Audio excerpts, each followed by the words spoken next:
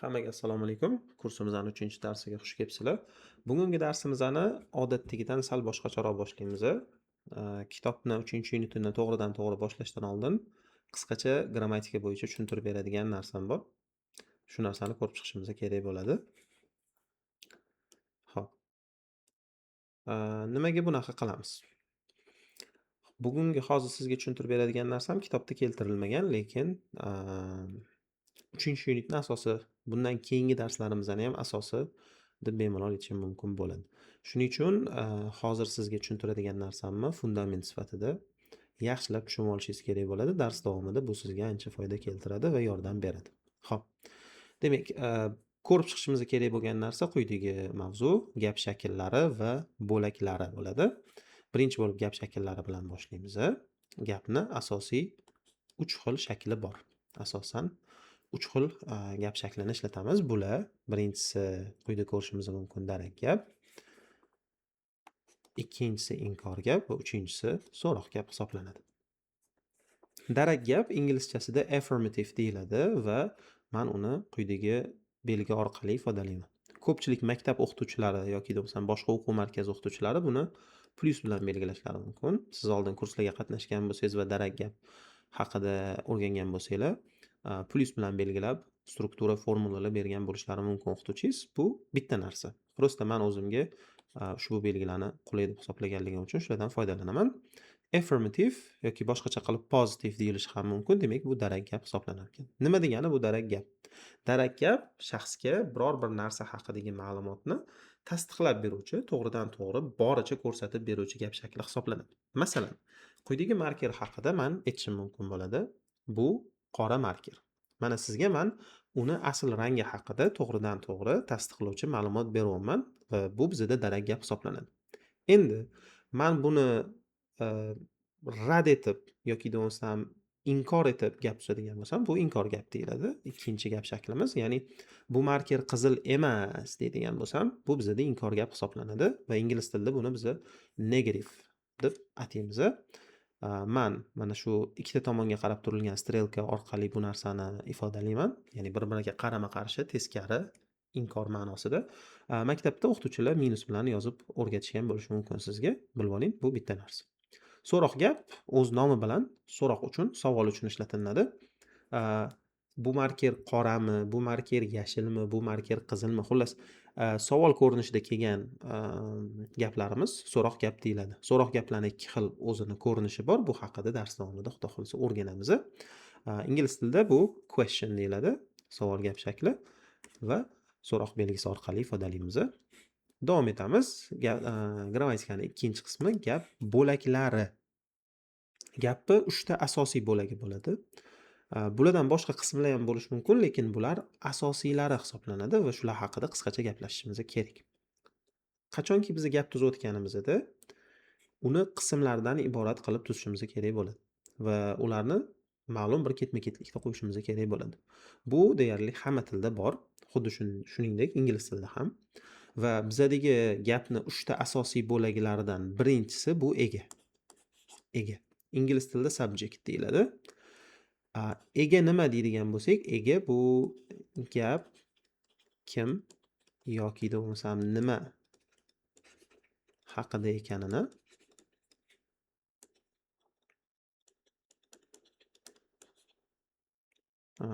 ko'rsatuvchi yoki ifodalovchi so'z deyishimiz mumkin.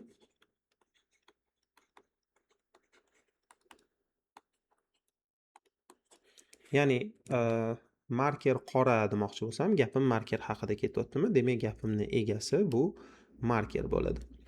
Mening oilam katta uyda yashaydi demoqchi bo'lsam, gap meni oilam haqida ketyaptimi? Demak, mening oilam gapning egasi hisoblanadi. Shu tartibda aniqlab olishingiz mumkin gapda qaysi so'z ega ekanligini. Davom etamiz. Gapimizning ikkinchi asosiy bo'lagi bu harakat yoki holat. Esingizda bo'lsa, birinchi yunitda aytdim. Ingliz tilida gaplar ikkiga ajraladi, ikki xil turga bo'linadi. Harakat ishtirok etgan va harakat ishtirok etmagan holatni ifodalovchi gaplar bo'lardi. Shundan kelib chiqib, harakatni biz verb, ya'ni fe'l orqali ifodalaymiz va bu bizda kesim deyiladi o'zbek tili grammatikasida. Holatni esa to be orqali ifodalaymiz. Biz o'rganib kelgan shu paytgacha am, is, are. O'zbek tilida buni alternativi yo'q. O'zbek tilida so'zlarni ketma-ketligini to'g'ri qo'yish orqali holat ko'rsatiladi deb o'rgangan edik. Ingliz tilida buni o'rnida to be keladi. Ya'ni o'sha am, is yoki bo'lmasam are ko'rinishida kelishi mumkin bo'lgan so'zlar. Qachon am, qachon is, qachon are ishlatilishi haqida biz sizlar bilan o'rganib chiqqanmiz. Bugun yana bitta mustahkamlab olamiz dars davomida inshaalloh. Xo'p, davom etadigan bo'lsak, gapimizning 3-chi asosiy bo'lagi bu to'ldiruvchi hisoblanadi. Inglizchada bu object deyiladi va o'z nomi bilan to'ldiruvchi gap chala qolmasligi uchun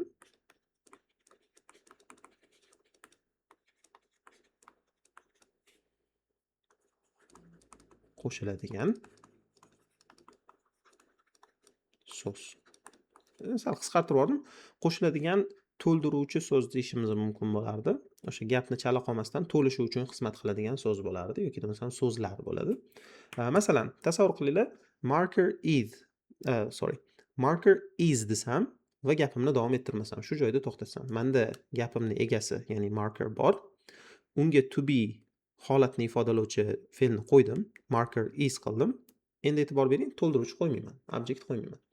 Gapim chala bo'lib qoladi. Marker deb turib to'xtab qolgan bo'laman va gapimni to'ldirish uchun unga har xil sifat berishim mumkin yoki bo'lmasam boshqa jihatlari haqida gapirishim mumkin bo'ladi va aynan shu narsa bizda to'ldiruvchi hisoblanadi. Masalan, marker is new.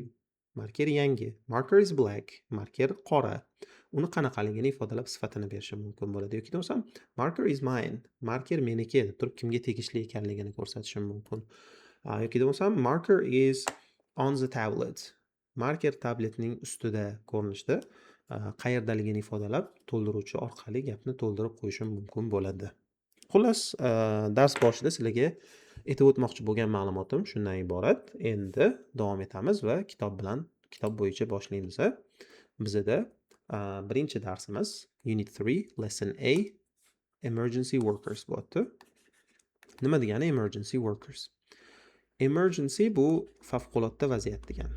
Favqulodda vaziyat. Workers degani esa workers degani ishchilar degani. Shunda favqulodda vaziyat ishchilari degan ma'noni beradi bizga emergency workers. Boshlanishiga biz reading bilan boshlashimiz kerak bo'lar ekan. Exercise 1 ga qaraydigan bo'lsak, read about the people and match them to the photos debdi. Odamlar haqidagi ma'lumotlarni o'qing va ularni rasmlarga topib chiqing debdi. Birinchidan boshlaymiz. This is Sylvie. She's from France. She's a doctor. Demak, bu Sylvie. She's from France. U Fransiyadan. She's a doctor. U doktor. Bizda qaysi rasmga to'g'ri keladi? C rasmiga to'g'ri kelishi kerak bo'ladi. Так что Mametga qizil emas, keling, boshqa rangga qo'yib oling. C deb yozib qo'ying. Oq qilamiz. C deb betga yozib qo'yaman. Keyingisi, he's Edward and she's Francesca. They're from England. They are police officers. Takrorlayman. He's Edward. U Edward. And she's Francesca. Va u Francesca. They're from England. E'tibor beringlar. They're deb o'qiymiz. They are deb emas. Chunki bu yerda qisqartirib yozilgan. Qisqartirib yozilgan holatda talaffuzi ham qisqartirilgan shaklda bo'lishi kerak bo'ladi. They're from England. Ular Angliyadan. They're police officers. Ular politsiya ofitserlari. Rasm bo'yicha qaraydigan bo'lsak, B da va E da bizga ikkita odam berilgan ekan va bulardan E rasmdagilar politsiya ofitserlari bo'lishyapti. Так что bu yoqqa E yozaman. Keyingisi, my name's Frank. I'm from Germany. I'm an ambulance driver. Mening ismim Frank. Men Germaniyadanman. Men ambulance driver. Tez yordam mashinasi haydovchisi. Ambulance demak tez yordam mashinasi degan ma'noni beradi. Driver ko'pchiligimiz bilamiz, agar bilmaydiganlar bo'lsa, haydovchi degan ma'noni anglatadi. Tez yordam haydovchisi bo'lib ketadi bizda. Demak, Men tez yordam haydovchisiman deyapti. Rasmdan D rasmga to'g'ri keladi. Mana svязda har doim aloqada turibdi. Так что D ni bu yoqqa yozib qo'yaman. Keyingisi. This is James. He's a firefighter. He's from New York. Bu James. U o't o'chiruvchi. U New Yorkdan. Bizda o't o'chiruvchi bu yerda berilgan. Так что bu yoqqa E yozaman. Va davom etamiz. Oxirgi matnimiz B rasmiga to'g'ri kelishi bu уже aniq. Lekin baribir o'qib qo'yaman. I am Giovanni and this is Sabrina. Men Giovanniman va bu Sabrina. We're paramedics. Biz paramediklarmiz. Paramedik bu o'zbekchada feldsherga eng yaqin kelishi mumkin. Yoki bo'lmasam tibbiyot xodimi deb umumiy e'tiborsak ham bo'lsa kerak menimcha. Tibbiyot xodimi sifatida tarjima qilamiz. Feldsher yoki tibbiyot xodimi degani. Biz tibbiyot xodimlarimiz we're from Italy. Biz Italiyadanmiz deyapti. Mana bu ko'rasizlar tez yordamga shoshilib ketayotgan doktorlar yoki bo'lmasam qutqaruv xizmati vakillari. Xo'p, davom etamiz va pastda ikkinchi mashqda read the text again. Read the text again and complete the chart. Ya'ni matnni o'qing va tablitsani to'ldirib chiqing deyapti. Bu narsani hozir men qilmayman. Bu narsani bittasini misol qilib ko'rsatib beraman. Qolganini o'zingizlar mustaqil bajarib qo'yishingiz kerak bo'ladi. Birinchisidan boshlaydigan bo'lsak, ismi Sylvie. Demak, bu yerga name Sylvie ni yozaman. Keyingisi country. Country bilib olinglar, bu davlat degani. Davlati u Fransiyadan edi. Так что bu yerga France yozaman. Va job bu kasbi degani. U doktor edi. Demak, bu yerga doktor yozaman. Mana shu tartibda qolgan tablitsani qolgan qismlarini qolgan shaxslar haqida to'ldirib chiqishingiz kerak bo'ladi. Biz davom etamiz va quyida vocabulary qismi kelyapti, ya'ni so'z boyligi, bu yerda jobs, kasblar haqida o'rganishimiz kerak bo'lyapti. Kasb nomlari doctor, police officer, politsiya ofitseri, ambulance driver, tez yordam haydovchisi, firefighter, o't o'chiruvchi, paramedic, bu o'sha tibbiyot xodimi deb aytib o'tdim. Agar sizga qanaqadir kasb nomi ingliz tilida qanaqa bo'lishi qiziq bo'lsa, kommentariyada yozsangiz, men sizga javoban aytib o'raman bu narsani. Hozir esa davom etamiz. Language note kelgan mana bu yerda, ya'ni til bo'yicha bizga eslatma kelyapti. Use a or n with jobs. Kasb nomlari oldidan a yoki n ishlating deyapti. Ko'pgina holatlarda kasb nomlari oldidan a yoki n qo'yilishi kerak bo'ladi va bu narsani biz unutmasligimiz kerak. Ikkinchi unitda buni qoidasini o'rganib chiqqanmiz. Mana bu yerda e'tibor bersanglar, she's a doctor, I'm an ambulance driver, he's a firefighter ko'rinishda kasb nomlari oldidan a yoki n qo'yib borilyapti. Sizlar aytishingiz mumkin, they're police officers deyilgan joyda a yoki n ishlatilmadi-ku degan xayol kelayotgan bo'lishi mumkin sizlarga. Bu oddiy hol, sababi police officers so'zi ko'plikda kelgan. Ko'plik so'zlari oldidan biz a yoki n qo'ya olmasdik. Bu yerda ham xuddi shu holat bo'lgan. Paramedics ko'plikda kelganligi uchun undan oldinga a yoki n qo'yilmaydi. Xo'p, bitta narsani check qilib olaman. Xo'p, hammasi joyida. Davom etamiz. Ikkinchi mashqda complete the sentence with a or n debdi, ya'ni shu gaplarni, so'zlarni, gaplarni a yoki n bilan to'ldirib chiqing. What are these jobs in your language deyilibdi. Bu kasblar sizning tilingizda nima bo'ladi deyilibdi. He's a teacher. A qo'yaman, chunki teacher so'zi undosh harf bilan boshlanadi, undosh tovush bilan boshlanadi. Teacher bu o'zbekchada o'qituvchi degani. Ikkinchi gapimiz she's a student. Yana a ishlataman. U student, o'quvchi. O'quvchilik ham kasb hisoblanadi. Agar siz yosh bo'ladigan bo'lsangiz va hech qayerda ishlamaydigan bo'lsangiz, asosiy kasbingiz o'qish bo'ladigan bo'lsa, demak o'zingizning kasbingizni student sifatida tasvirlashingiz mumkin bo'ladi. Davom etamiz. Uchinchisi she's a doctor bo'ladi. Yana a ishlatamiz. Oxirgisida he's an actor bo'ladi. Nima uchun n ishlatdik? Sababi actor so'zi a harfi, unli harf bilan boshlanayotgan bo'lganligi uchun biz bu yerda an actor ko'rinishida javob berishimiz kerak bo'ldi va bu o'zbekchada aktyor degani.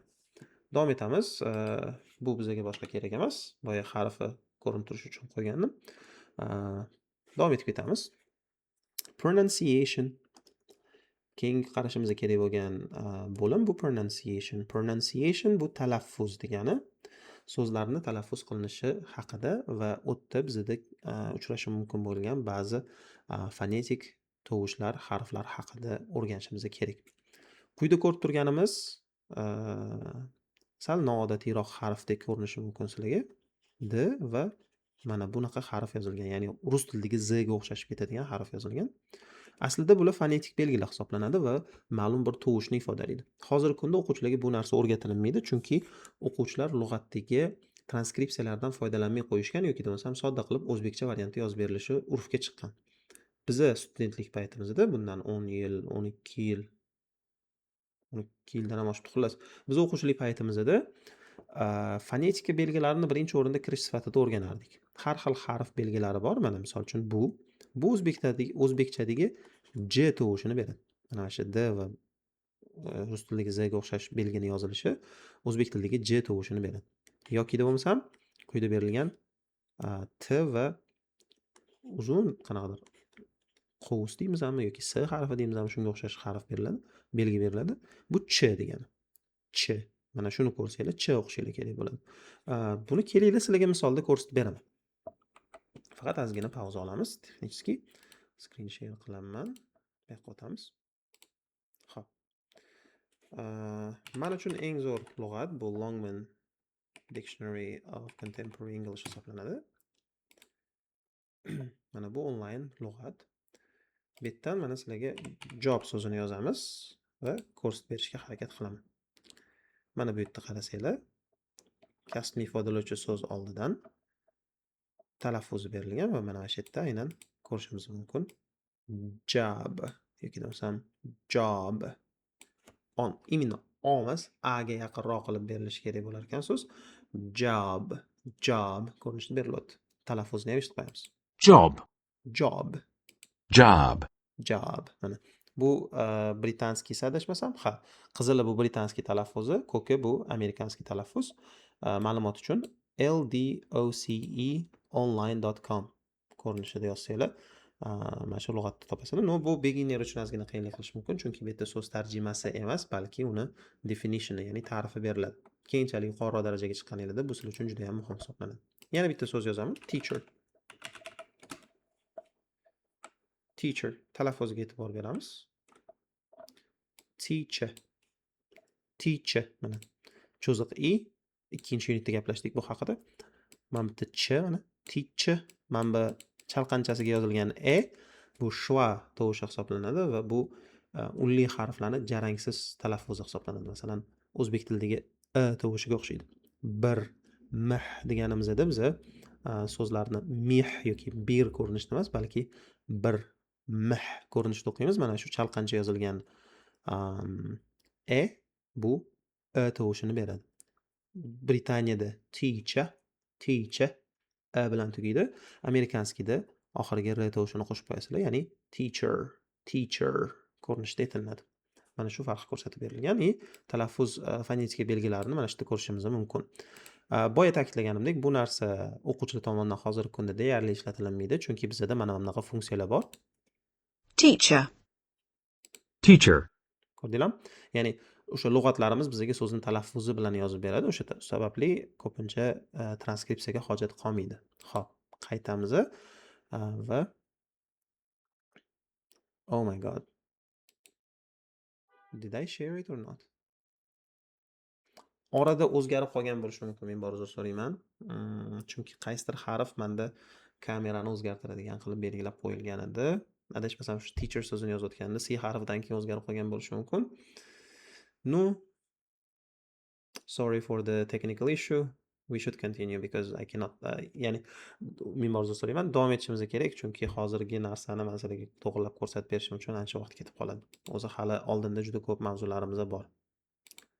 Xo'p. Davom etamiz demak. Talaffuz bo'yicha ketdi. Bularni aytdim, ko'rishimiz mumkin. J tovushi sal kattaroq qilaman.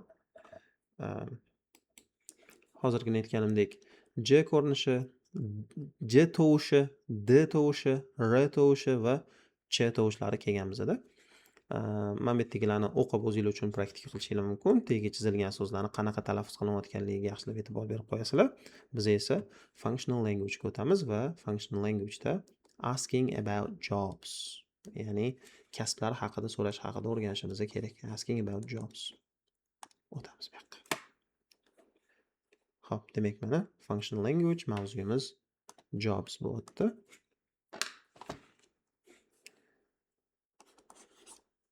Kasbni so'rashning ikki xil yo'li bor. Birinchisi bu what's your job? Xuddi ismini so'rashga o'xshab, what's your name o'rniga what's your job deyishimiz mumkin bo'ladi. Ya'ni sening kasbing nima degan ma'noni beradi. Sening kasbing nima? Ikkinchi variantimiz bu ham kasbini so'rash uchun ishlatiladi va bu what do you do? What do you do ko'rinishida savol berishimiz mumkin.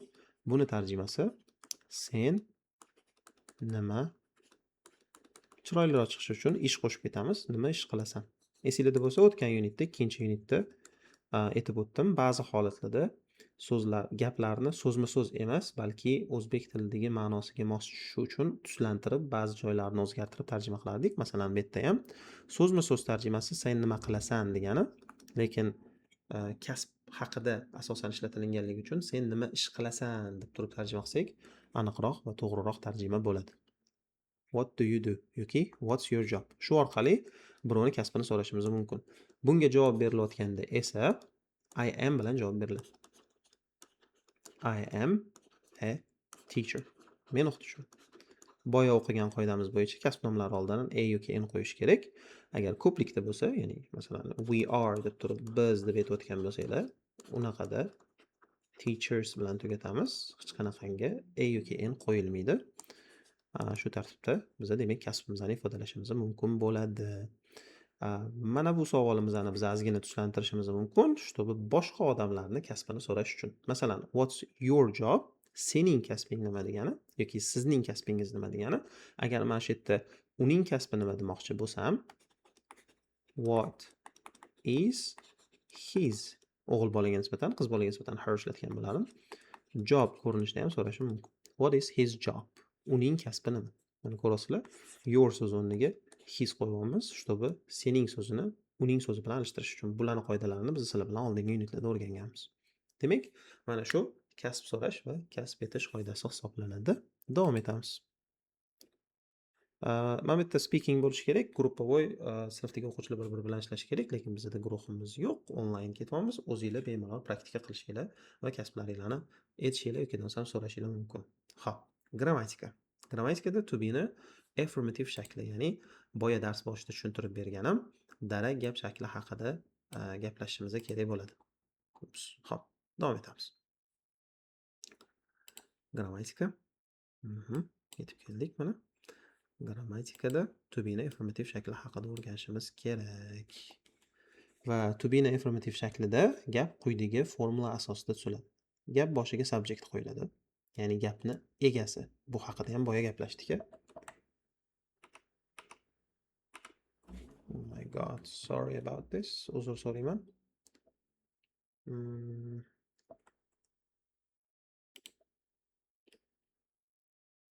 Ozgina adashib ketib qoldim. Xo'p.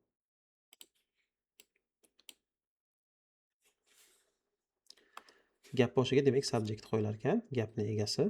Undan keyin unga mos tarzda to be qo'yiladi. Masalan, I kelsa am, he kelsa is, we kelsa are va shu tartibda ketadi. Va gap oxirida object, ya'ni to'ldiruvchi kelishi kerak bo'ladi va aynan shu formula asosida biz gaplarimizni tuzib olamiz. Bunga misol keltiraman. Masalan, bugun ob-havo yaxshi demoqchi bo'lsam, gap nima haqida ketyapti? Ya'ni gapning egasi nima bo'ladi? Gapning egasi bizda ob-havo. Chunki men sizlarga ob-havo qanaqaligi haqida ma'lumot beryapman. Demak, subject gapni boshiga ob-havo so'zini olib tushishim kerak bo'ladi. Inglizchada bu the weather bo'ladi. The weather. Undan keyin mana to be qo'yishimiz kerak. Weather so'zi bilan qaysi to be ishlatiladi? Is to be ishlatiladi. The weather is qanaqa? Bu bizning to'ldiruvchimiz, objektimiz hisoblanadi. Yaxshi, good. Qachon? Bugun. Bu ham bizning to'ldiruvchimiz hisoblanadi. Tak что today so'zini bu yoqqa yozib qo'yaman. Hozirda sizlar aynan shu subject to be object strukturasi bo'yicha olib ketganinglar, tarjima qilayotganinglarda hamma narsani o'rniga qo'yib strukturaviy tuzishinglar juda ham muhim. Chunki ingliz tili aynan shunaqa belgilab qo'yilgan, har bir narsani joyi belgilab qo'yilgan til hisoblanadi va o'sha formulalar asosida gaplar tuzilinadi va ular juda ham muhim rol o'ynaydi. Juda ham katta ahamiyatga ega hisoblanadi. Masalan, hozir biz mana shu narsani so'zma-so'z tarjima qilib today the weather good deganimizda xato bo'lib qolishi mumkin edi. Ya'ni bugun so'zi bilan boshlashimiz обязательно shart emas. Asosan subjektni gap boshiga olib kelish to'g'ri qaror hisoblanadi. Mana shu tartibda gap tuziladi. Xo'p. Hozir yana qisqacha aytib o'tadigan narsalarim bor. Aniq eslolmayapman. Beginner o'sha birinchi unitlarida, ikkinchi unitlarida aytdimmi yoki yo'qmi? Lekin birlik otlar bilan agar subject o'rniga birlik ot qo'yadigan bo'lsak, birlik otlar bilan to be da is ishlatilishi kerak bo'ladi. Agar subject o'rnida ko'plik ot bo'ladigan bo'lsa, unaqada to be o'rnida are ishlatishimiz kerak bo'ladi. Tushunarli? Masalan, the book desam, kitob is bilan ketadi. Mabodo the books deydigan bo'lsam, ya'ni kitoblar ko'rinishida ko'plikka o'tkazib ketadigan bo'lsam, are bilan ketishi kerak bo'ladi va u yog'iga kerakli to'ldiruvchi orqali gapni to'liq qilib qo'yishim mumkin. Mana shu bugungi darsimizning qoidasi, asosi. Hozir mashq bajarishga o'tamiz. Xo'p. Mana bu yerda sizlarga tushuntirib bergan narsam yozib qo'yilgan, gaplar tuzilish tartibi bo'yicha va bu yerda qisqartirilgan shakllari berilgan. Bu narsani men sizlarga tushuntirib berib bo'ldim. O'zim olganda u birinchi unitda tushuntirib berib bo'lganman. O'shaning uchun alohida ta'kidlab o'tganim yo'q. Hozir mashq bajaramiz. Make the sentences with contractions debdi, ya'ni so'zlar, gaplarni qisqartirib yozib chiqing. Mana I am a student to'liq shaklda bo'lsa, I'm a student bu uni qisqartirilgan shakli bo'lyapti. We are from Spain ni qisqartirib shunday ozgina ingichkaroq yozadigan qolsam bemalol bo'lardi menga. Xo'p. We're from Spain deb ketadi. Shu tartibda siz o'zingiz so'zlarni qisqartirib chiqasiz. Men ozgina kutib turib, pauza qilaman. Pauza qilib o'zingiz bemalol tekshirib olishingiz mumkin bo'ladi. Xo'p. He's an ambulance driver. They are doctors. Gap boshida there bo'lib turib qisqarish kerak bo'ladi. She's from Chicago. She's bo'lib qisqarish kerak bo'ladi va oxirgi you are an actor da your bo'lib qisqarish kerak bo'ladi. Mana shu tartibda to be ni qisqartirib to'liq shaklda yozib chiqishingiz kerak. Endi menda grafический tablet bo'lganligi uchun ozgina noqulay va joyi yo'q bo'lganligi uchun to'ldirmasdan o'tib ketyapman. Keyingi ikkinchi mashq o'tamiz. Bu ham to be asosida gaplarni emisar bilan to'ldirib chiqish kerak. Complete the sentences. Gaplarni to'ldiring with emisar bilan. Xo'p, I am bilan kelishi kerak. I am from Hong Kong. My name is bilan kelishi kerak. This is bilan keladi. He is bilan keladi. They are bilan keladi. You ham are bilan keladi. We ham are bilan keladi. Mana shu tartibda bajarilishi kerak to'g'ri bo'lishi uchun. Speakingda kitobni mana betlariga o'tib ikkita guruhga ajralib qilinishi mumkin bo'lgan mashq berilgan, lekin biza guruhda emasligimiz uchun bu narsani skip qilamiz, ya'ni tashlab ketamiz. Xo'p, ikkinchi mavzuyimiz 3-unit bo'yicha B darsimiz. Bu bizada international train, ya'ni international talaffuzi international train. Tarjimasi xalqaro poyezd degan. International bu xalqaro, train bu poyezd degan ma'noni beradi. Xalqaro poyezd. Boshlanishiga vocabulary kelyapti va biza colors and nationalities, ya'ni ranglar va millatlar haqida gaplashishimiz kerak. Ranglar quyida berib qo'yilgan. Red bu qizil degani, white bu ko'rib turishingiz mumkin oq degani, blue bu ko'k, black bu qora, yellow sariq, green yashil, brown jigarrang. shu rangi bo'yicha o'zingiz bemalol tarjimasini ajratib yozib olishingiz mumkin va bularni yozilishlarini, spellinglarini yaxshilab o'rganib qo'yinglar. Biz ikkinchi mashqqa o'tamiz. Bu yerda match the country to the nationality debdi, ya'ni davlatni millatga topib chiqing degan. Bu haqida alohida qisqacha gaplashishimiz kerak. Xo'p, pastga tushamiz. Mana international train mavzuyimiz bo'yicha notlarni tayyorlab qo'yganman. Va mana countries and nationalities, davlatlar va millatlar haqida gaplashishimiz kerak. Quyida sizlarga bir nechta davlat nomlarini berganman. O'zbekiston, masalan, O'zbekiston. Bu millat ko'rinishida Uzbek bo'ladi. Switzerland millat ko'rinishida Swiss bo'ladi va buni tarjimasini ham yozib ketadigan bo'lsam agar, oh my god, I'm sorry. Tarjimasini ham yozib ketadigan bo'lsam agar, shvetsariyalik degan.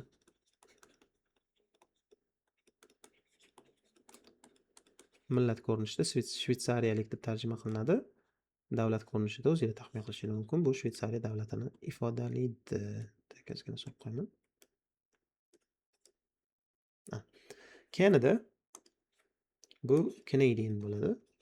Talaffuziga e'tibor beramiz. Bo'g'indagi udareniya, ya'ni urug'i ozgina alishadi.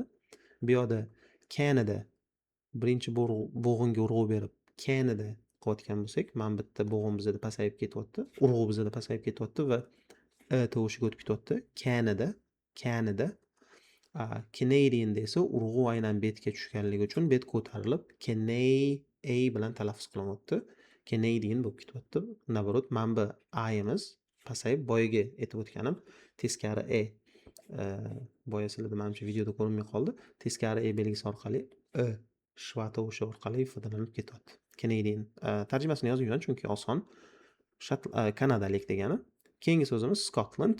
Bu Scottish bo'ladi. Millat ko'rinishida Shotlandiyalik degani. Shotlandiyalik. Demak, Scotland Scottish ko'rinishida o'zgarish kerak bo'ladi. Spain bizda Spanish bo'ladi. Russia bu Russian ko'rinishida bo'ladi. Boya kommentariyalarda o'qigan edim, bizda gruppamizda faol tarzda endi hozir primoy efirda aytadigan bo'lsam, tojikistonlik tanishlarimiz bor ekan. Tojikiston.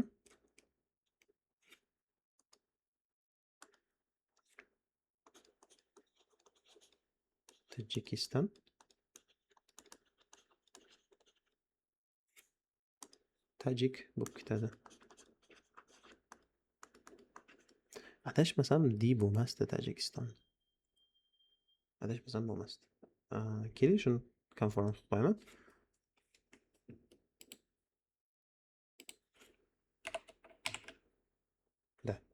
Disi bo'lmasligi kerak, adashib ketdim. Tojikiston davlat ko'rinishida quyidagicha yozilsa, millatda Tajik bo'ladi. Xo'p. Boshqa davlatlarni ham ko'rib chiqamiz mashq orqali. Mana bizda bir nechta davlatlar berilgan, ularni millat ko'rinishiga topib chiqishimiz kerak. Birinchi davlatimiz bu France. Millat ko'rinishida B ga to'g'ri keladi, ya'ni French bo'ladi. Talaffuziga ham e'tibor berib qo'yinglar. Ikkinchi davlat bizda Germany bo'lyapti. Millat ko'rinishida E ga to'g'ri keladi, ya'ni German. Keyingi davlatimiz bu Italy. Millat ko'rinishida Italian bo'ladi. Bu yerda ham xuddi boyiga Canadaga o'xshash holat bo'ladi, ya'ni Italyda A udareniyasiz o'qilmasdi. Italian esa u udareniya beriladi va talaffuz qilinadi. A harfi. Poland, Polsha, Polish bo'lib ketadi. C. China, Chinese bo'lib ketadi. D. USA, American bo'lib ketadi. F. Mana shu tartibda belgilab chiqamiz va bularni albatta daftarga yozib yodlab qo'yishingiz kerak bo'ladi. Xuddi mana bu yerda ro'yxat qilganimizdek, ro'yxatda davomidan qolgan davlat va millat shakllarini yozib chiqinglar. Endi qachon davlat, qachon millat ishlatilishi kerak? O'zim olganda davlat va millat qanaqa so'raladi? Shu haqida qisqacha takrorlab o'rganib ketamiz. Takrorlab deganimning boisi where are you from? Ushbu savolni sizlar bilan birinchi B darsda biz o'rganganmiz. Where are you from? Siz qayerdansiz degan edi. Bunga javoban qanaqa javob berardik? agar I am from deb javob bergan bo'lsanglar, masalan I am from Uzbekistan deb javob bergan bo'lsanglar, bu to'g'ri. Yoki bo'lmasa o'zingizning davlatingiz yordamida.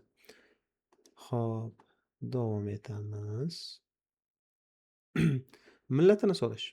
Millatini so'rash qanaqa bo'ladi desanglar, ikki xil variantimiz bor. Birinchisi what is your nationality?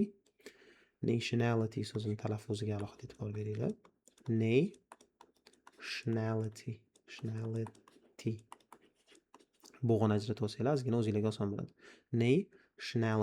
Nationality ko'rinishda talaffuz qilinadi. Bu xuddi o'sha ism yoki bo'lmasam kasb so'rashdek strukturada ketyapti va seni millating nima degani. Ikkinchi variantimiz what nationality are you? Ya'ni siz qaysi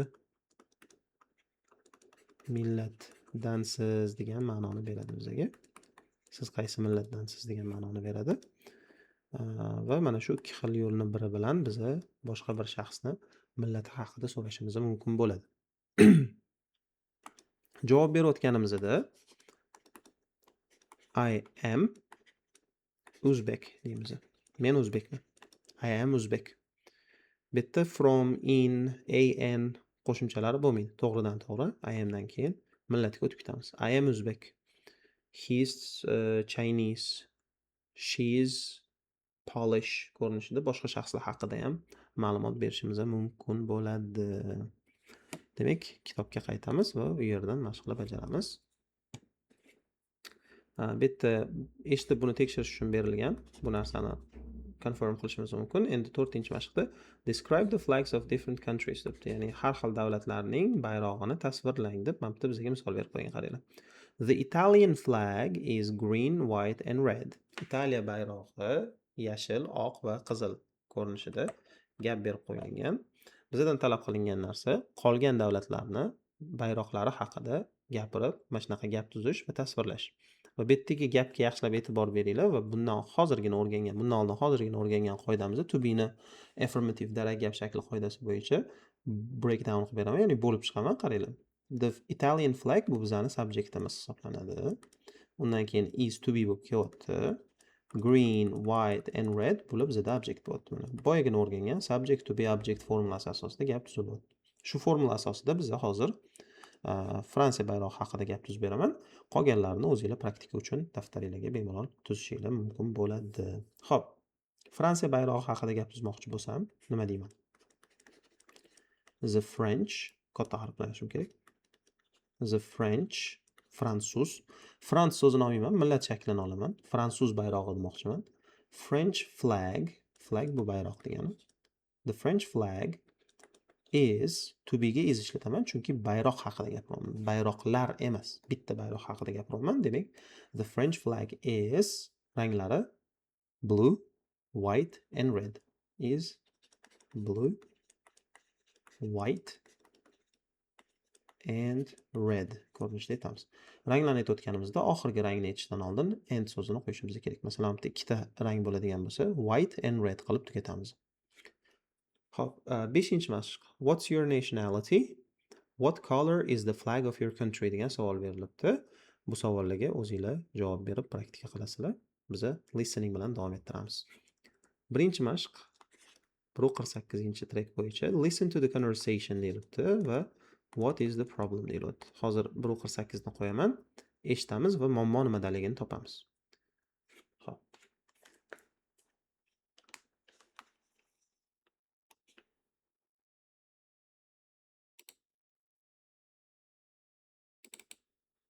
Track 48.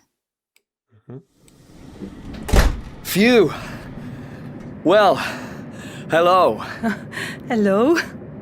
Do you speak English? Yes, a little. My name's Mike. I'm Dominique. Nice to meet you. Nice to meet you. Where are you from in France? Oh, I'm not French. I'm from Switzerland. Ah, sorry. It's okay. Where are you from? The USA. Excuse me. Yes, What time do we arrive in Madrid? Madrid. Yes. Oh no, this train is for Milan. What? But this is the Spanish Express to Madrid. No, no, no. This train isn't the Spanish Express to Madrid. This train is the Italian Express. The next stop is Milan. Oh no! Demak, mana listeningni tugatib oldik. Endi muammo nimadaligini aytishimiz kerak. Topganlar bormi muammo nimadaligini? Bu narsani o'zingizlar javob tariqasida aytishinglar mumkin. O'zingizlarga muammo shunday ediki, javobini aytadigan bo'lsam, bu yigit adashib noto'g'ri poyezdga chiqib qo'ygan bo'lyapti. Buni inglizchasiga aytadigan bo'lsam, yana xuddi boyagi formulaga yuzlanaman. Gapni egasiga yigit haqida aytayotganligim uchun yigit so'zini qo'yishim kerak bo'ladi. Bu bizda inglizchada the man bo'ladi. Va undan keyin to be qo'yishimiz kerak. Man birlikda bo'lganligi uchun is bilan beramiz va gapni to'ldirishimiz kerak. To'ldiruvchida esa noto'g'ri poyezdda degan gapni berishimiz kerak. Bu on a wrong poyezd nima bo'lardi? Dars boshida buni ko'rdik. Train bo'lishi kerak bo'lardi. The man is on a wrong train ko'rinishida gap tuzishimiz kerak bo'ladi. O'shanda yigit noto'g'ri poyezdda deyotgan bo'lamiz. To be strukturasi orqali gap tuzgan bo'lamiz. Xo'p, ikkinchi mashqda yana bitta eshitilishi va gaplarni true false sifatida belgilab chiqilishi kerak. Bu narsani o'zingizlar mustaqil bajarasizlar. Ozgina pauza qilib turib, bemalol 1.48 ni qo'yib, eshitib, buni true yoki false sifatida belgilab chiqishingiz mumkin. Qilib bo'lgan bo'lsanglar, men to'g'ridan to'g'ri hozirgi eshitganim va esimda qolgani bo'yicha javoblarni yozaman va shu orqali tekshirib olishingiz mumkin. Birinchi gap. They are on a train deyapti. Ular poyezdda. Bu gap noto'g'ri. False deb belgilaymiz, chunki bu gap to'g'ri. They are on a train. Ular poyezdda. Ular rostdan ham poyezdda ketishyotdi. Shuning uchun true bilan belgilashimiz kerak. The woman is from France. Oh my god. Xo'p, kameramni zaryadkasi tugab o'chib qoldi. Adashmasam. Bu yoqqa kamerasiz davom ettiramiz. Xo'p. Hozir bir daqiqa ozgina xatolarni, kamchiliklarni tuzatib olishim kerak. Xo'p, kamerasiz davom etib ketaveramiz, mayli. Texnik nosozliklar bugun ko'p bo'lyapti, uzr so'rayman. Xo'p, the woman is from France. Bu bizda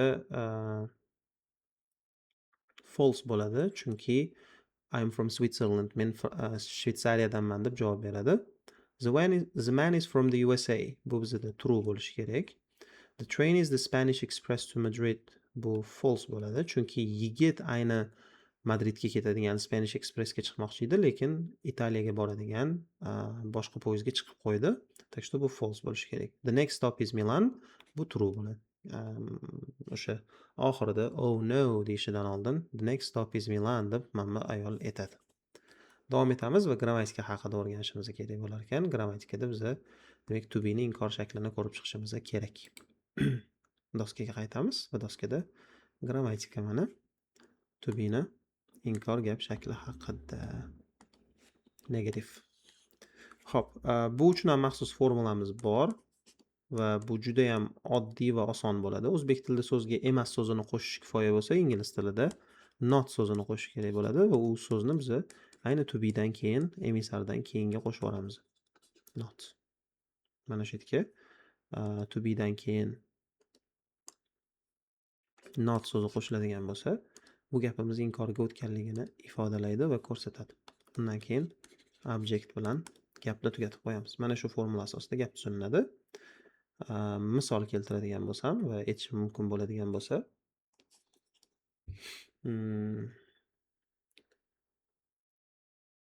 nima desak bo'ladi? The marker haqida gapiryapman. Is not blue. Marker ko'k emas degan ma'noda gap tuzayotgan bo'laman. Yoki bo'lsam hozirgi listening bo'yicha yana bitta misol gap tuzib beradigan bo'lsam, the woman ayol is not from France deyishimiz mumkin bo'ladi. Ya'ni ayol Fransiyadan emas degan gap bo'ladi. Mana shu not orqali, to be'ga qo'shilayotgan not orqali gapimizni inkor shakliga o'tkazyapmiz. A,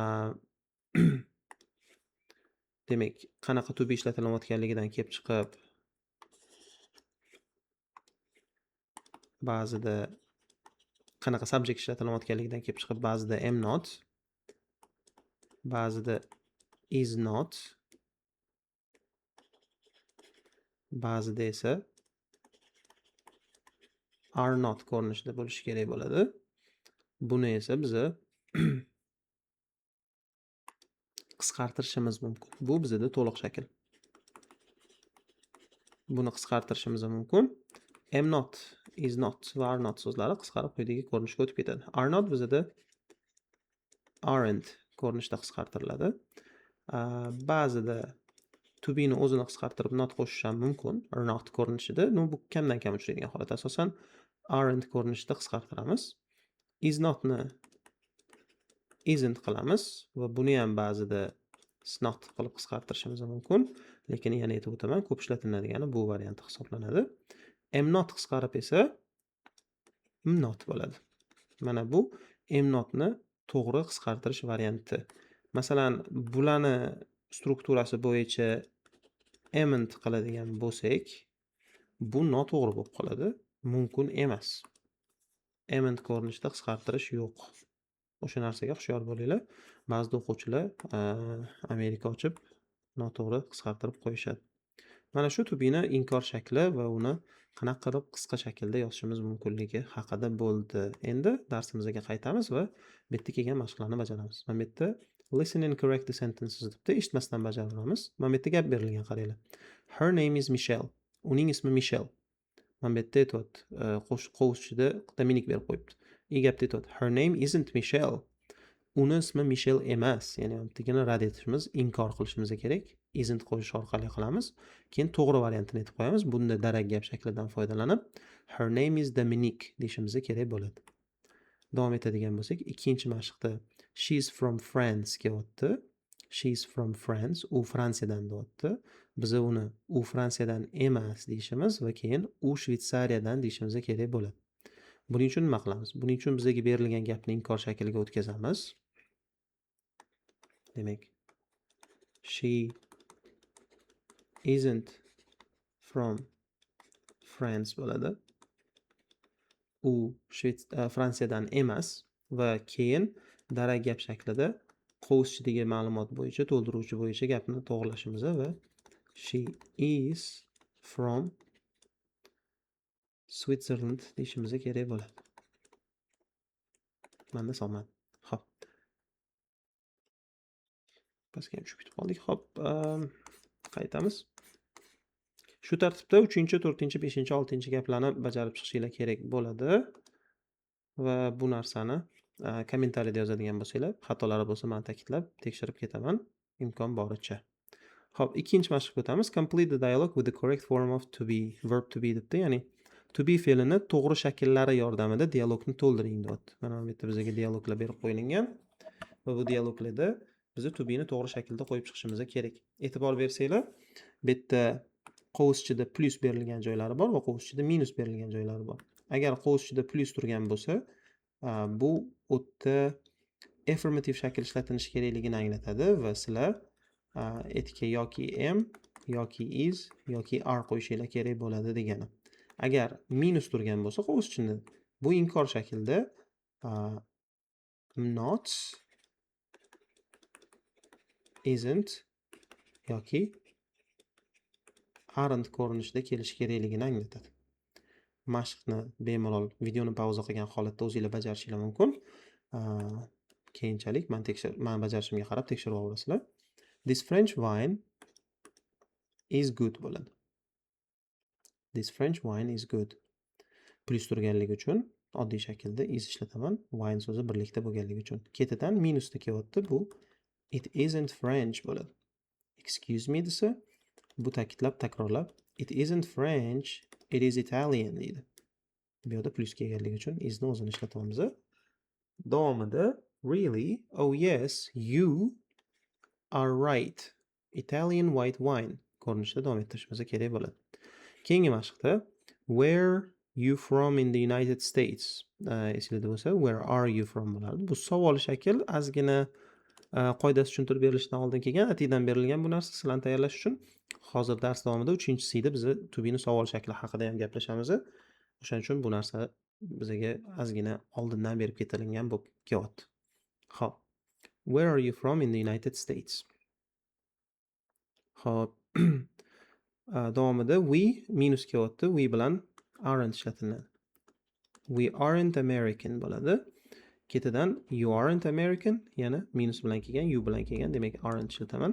Nu savol intonatsiyasida o'qishimiz kerak ekan, tipi siz amerikalik emasmisiz? You aren't American? Ko'rinishda kelsa davomida no, we are Canadian. Biz kanadalikmiz deb javob beradi. Bu narsani 150 orqali bemalol eshitib o'zingizlar yana praktika qilishinglar mumkin bo'ladi. Hozir biz davom ettiramiz. Pronunciation bo'limiga keldik. Pronunciationda biz contractions, ya'ni contractions esingizda bo'lsa bu qisqartmalar degani edi. Qisqartmalarning talaffuzi haqida gaplashishimiz kerak. Birinchi darsda bu narsani ta'kidlab ketganman. Ingliz tilida so'zlar yozilishi ham, talaffuzi ham qisqarib ketishi kerak bo'ladi deb. Shundoq ekan, mana bu yerda bizda mana ikkita variant berilgan bo'lsa, birinchisi he is Scottish, keyingisi his Scottish ko'rinishda talaffuz qilinishi kerak bo'ladi. Hozir biz 151 ni eshitamiz va qaysi so'z, qaysi variant talaffuzda kelayotganligini topishimiz kerak bo'ladi. Demak, eshitamiz va birgalikda belgilaymiz. 151 ekan. Track 51. 1, He's Scottish. 2, You're not David. 3, We are not Canadian. We are not to'liq etildi. 4, They are from France. They are bu yerda ham 5, I'm a student. qisqartirib etildi. 6, I am deyilmadi. I'm not a teacher. Bu yerda qisqartirildi. I am not a teacher. I am not a teacher deyilmadi. Buni yana bitta eshitib, bemalol o'zingizlar ko'rishinglar, praktika qilib takrorlab olishinglar mumkin bo'ladi. Biz davom etamiz. Oxirgisida speaking ekan. Read the sentences about famous people, things and places. Mashhur odamlar, narsalar va joylar haqidagi gaplarni o'qing. Which sentence is correct? Qaysi gap to'g'ri deb. Birinchi gap. Volkswagen is from Germany. Tokyo is in China. Ikkinchisida, uchinchisida Vladimir Putin is from Brazil gaplari berilgan. Bu gaplar ichida birinchisi to'g'ri, qolgan ikkitasi noto'g'ri, faktiski noto'g'ri ma'lumot berilgan. Grammatik jihatdan emas, faktiski. Ikkinchi mashqda mana aytayapti, correct the incorrect sentences. Noto'g'ri gaplarni to'g'rilaydi. Masalan, mana Vladimir Putin Braziliyadan deyildi-ku. Vladimir Putin isn't from Brazil. Vladimir Putin Braziliyadan emas. He's from Russia. U Rossiyadan qilib to'g'riladi. Masalan, biz ikkinchi gapni o'zimiz to'g'rilashimiz mumkin. Tokyo isn't in China. It is in Japan. Ko'rinishida berishim mumkin bo'ladi. Ya'ni Tokyo Xitoyda emas, u Yaponiyada ko'rinishida to'g'rilab ketdim. Kommentariyada o'zingizlar mana shunaqa 3 ta gap tuzinglar. U 3 ta gapingizdan bittasi to'g'ri bo'lsin, ikkitasi noto'g'ri bo'lsin. U har xil ketma-ketlikda qilishingiz mumkin. Videoni tomosha qilib shu joygacha kelgan boshqa o'quvchilar sizlarning tuzgan gaplaringlarni, xato qismlarini to'g'rilab chiqishadi. Bu yaxshi упражнение bo'ladi menimcha, aynan onlayn kursda. Chunki mana bu yerda 3-mashqda aynan shu ishni qilamiz. Biz offlayn kurslarimda o'quvchilarim bilan shu ishni amalga oshiramiz. Xo'p, 3C ga o'tamiz. International School, ya'ni xalqaro maktab. Bu mavzuni boshlashimizdan oldin qisqacha pauza qilib men kameramni to'g'rilab olaman.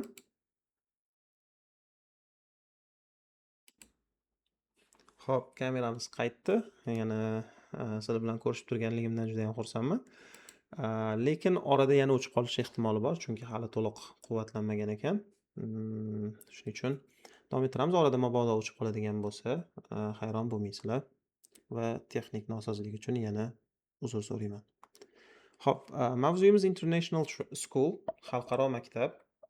Birinchi mashqda look at the photos and answer the questions debdi. Rasmlarga qaragan holatda savollarga javob bering debdi. What is UNIS? UNIS nima? Biza hozir Unis nimaligi haqida agar o'zingizda ma'lumot bo'lmasa, bunga javob bera olmaysizlar shunchaki rasm yordamida. Keyingisi where is Unis deyapti. Unis qayerda? Endi rasm bizga qaysidir ma'noda podskaska bo'lishi mumkin. Chunki rasmda New York berilgan. O'sha mashhur osmono'par binolarga boy New York shahri berilgan. Buni tekst orqali o'qib tekshirib oling degan. Biz o'qiymiz. UNIS is the United Nations International School. UNIS BMT Birlashgan Millatlar Tashkilotining xalqaro maktabi deyapti. It's in New York. Mana uni qattaligini bildik. Birinchi savolning javobini ham bildikki, it is a school. U maktab ekan, UNIS xalqaro maktab ekan, aniqroq qilib aytsak, u qayerda degan savolga javob esa it is in New York bo'ladi. U New Yorkda. Xo'p. At the United Nations International School, there are teachers from 70 different countries and students from 115 different countries. Birlashgan Millatlar Tashkilotining xalqaro maktabida bu da degani. There are bor degani, buni qoidasini sal keyinchalik o'tamiz. There are bor teachers, o'qituvchilar bor from 70 different countries. Different bu xil, har xil degan ma'nolarni bildiradi. Xil yoki bo'lmasam har xil ma'nolarni anglatadi. Endi bizda hozir different so'zidan oldin raqam kelganligi uchun 70 soni kelgani uchun 70 xil deb tarjima qilib ketishimiz mumkin. 70 xil davlatlar. Demak, Birlashgan Millatlar Tashkilotining xalqaro maktabida 70 xil davlatdan o'qituvchilar va and students from 115 different countries. 115 xil davlatdan o'quvchilar bor ekan. Zera bor degan eslab qolinglar. Keyinchalik buni qoida sifatida ham o'rganamiz. Xo'p, UNIS is open 6 days a week. UNIS ochiq 6 kun haftada. Yana so'zlarimiz bu yerda, demak, week so'zi bor ekan, day so'zi bor ekan. Day bu kun degani va keyingi week so'zi esa bu hafta degan.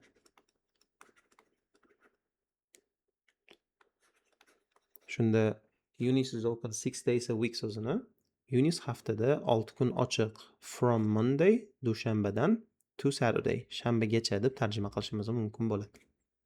Xo'p, reading qilib bo'ldik. Vocabulary qismiga o'tamiz. Days of the week kelgan, ya'ni hafta kunlari haqida o'rganishimiz kerak. E'tibor beradigan bo'lsak, bizga hafta kunlarini bosh harflari qoldirib ketib berilgan. Betga yozishimizdan oldin men sizlarga hafta kunlarini to'liq yozib bermoqchiman. Haftamiz dushanbadan boshlanib to yakshanbagacha ketadigan bo'lsa, bu ingliz tilida Monday, Tuesday, Wednesday, Thursday,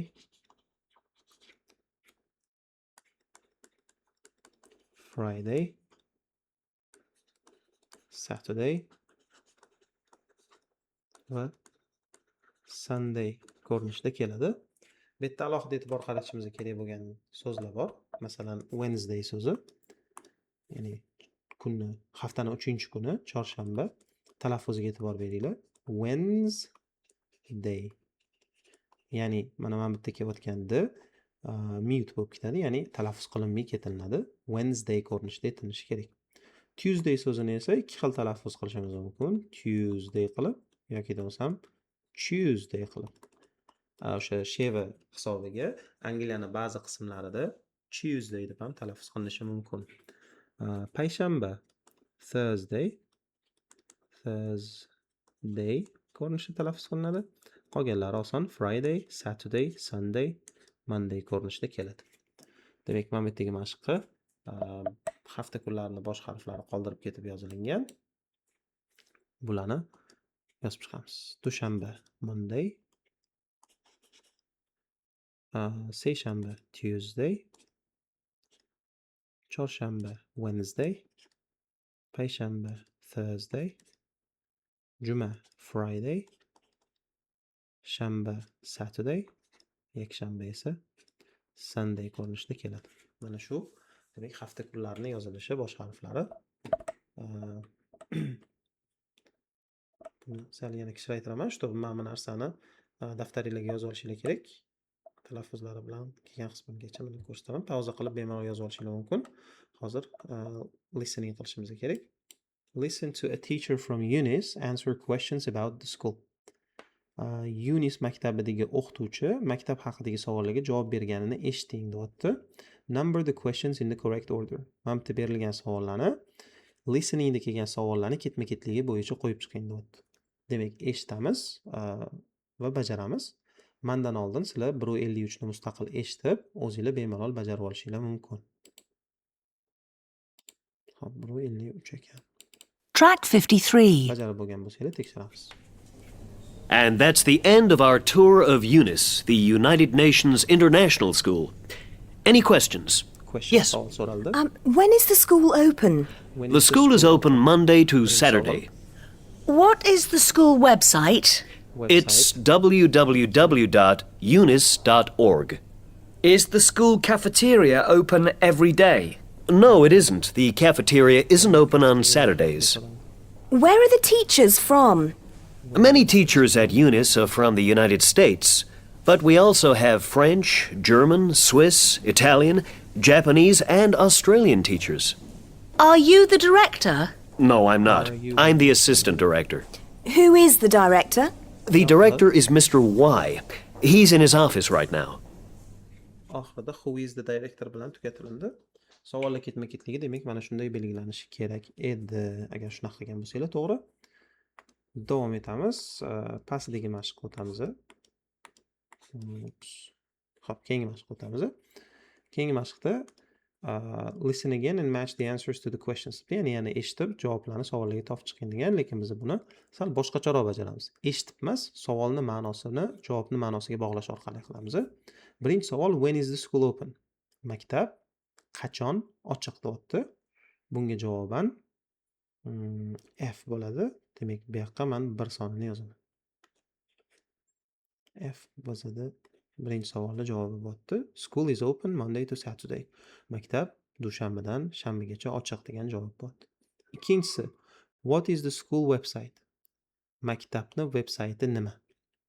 It's www.eunice.org. Mana shu javob bo'ladi bizda. Kameram yana ketdi. Xo'p. Hozir o'chirib qo'yaman. Davom etamiz. Mayli. Uchinchi savol. Is the school cafeteria open every day? Maktab kafeteriyasi, ya'ni stolovoyi har kuni ochiqmi degan savol kelyapti. Javob: No, it isn't. Cafeteria isn't open on Saturday. Yo'q. Stolovoy ochiq emas, shanba kuni degan javob beriladi. To'rtinchisi, where are the teachers from? O'qituvchilar qayerdan? Bunga javoban, many teachers at Eunice are from the United States, but we also have French, German, Swiss, Italian, Japanese and Australian teachers. Mana shu savol javob savolga to'g'ri keladi. Beshinchisi, are you the director? Siz direktormisiz, deyapti. Javob no, I'm not bilan, ya'ni yo'q bilan boshlanishi kerak. I am the assistant director. Men yordamchi direktorman deb aytiladi. The director, oltinchi savol, who is the director kelyapti, ya'ni direktor kim deyilyapti. Bu yerda the director is Mr. Y. He's in his office right now. Ko'rinishida javob berilishi kerak bo'ladi. 153 eshitib, bitta bajarilganini tekshirib qo'yishinglar mumkin bemalol. Hozir esa kitob bo'yicha davom etamiz va grammatikada to be ni savol shakli haqida gaplashishimiz kerak bo'ladi. Xo'p. International School 3C va mavzuyimiz to be ni savol shakli bo'lyapti. Xo'p. Ozgina orqaga qaytadigan bo'lsak, darslarimiz bo'yicha va eslab oladigan bo'lsak, affirmative shaklda, ya'ni darak gap shaklida biz gap boshiga subject qo'yishimiz, undan keyin kerakli to be ni ishlatishimiz va undan keyin object bilan gapni to'ldirib tugatib qo'yishimiz kerak bo'lyapti. Endi bu gapimizni savol shakliga aylantirish juda ham oddiy va oson. Bizdan talab qilinadigan narsa to be ni gap boshiga olib chiqish hisoblanadi. Gapimiz to be bilan boshlanadi. Undan keyin subjectga o'tamiz. Undan keyin object bilan gapni tugatamiz. Shunda mana birinchi strukturamiz darak gap shaklida xullas mana shunaqa deb aytayotgan bo'lamiz. Masalan, I am a teacher. Men o'qituvchiman. Men mana shunaqaman. It is a black marker. U qora marker. U mana shunaqa deb turib aytayotgan bo'lamiz. Agar to be oldinga olib chiqiladigan bo'lsa, mana shunaqami degan savolga aylanib ketayotgan bo'ladi. Is it a black marker? U qora markermi ko'rinishida savolga aylangan bo'ladi. Yoki bo'lmasam Are you a teacher? Siz o'qituvchisizmi ko'rinishida savolga aylangan hisoblanadi. Keling, shu misollarni yozib qo'yaman. Xo'p, demak, to be bilan boshlashimiz kerak. Is it a black marker? Mana birinchi savolimiz. U qora markermi? Yoki bo'lmasam Are you a teacher? Siz o'qituvchisizmi degan savol bo'pti. Bu yerda to be ni ishlatilishiga e'tibor beringlar. To be har doim subjektga bog'lanib, subjektdan kelib chiqib ishlatiladi. Biz is bilan savol boshladik, sababi subjektimiz it bo'lganligi uchun. Are bilan boshladik, sababi subjektimiz you bo'lganligi uchun. Mana shu tartibda, demak, savollarimizni tuzib olgan bo'lamiz. Xo'p. Bularni o'chiraman. Endi bu savollarga qisqa javob berish haqida gaplashishimiz kerak. Masalan, u qora markermi desa ha yoki yo'q deb javob berish mumkin. Siz o'qituvchisizmi desa ha yoki yo'q deb javob berish mumkin. Aynan shu haqida qisqacha gaplashib o'tamiz. Xo'p.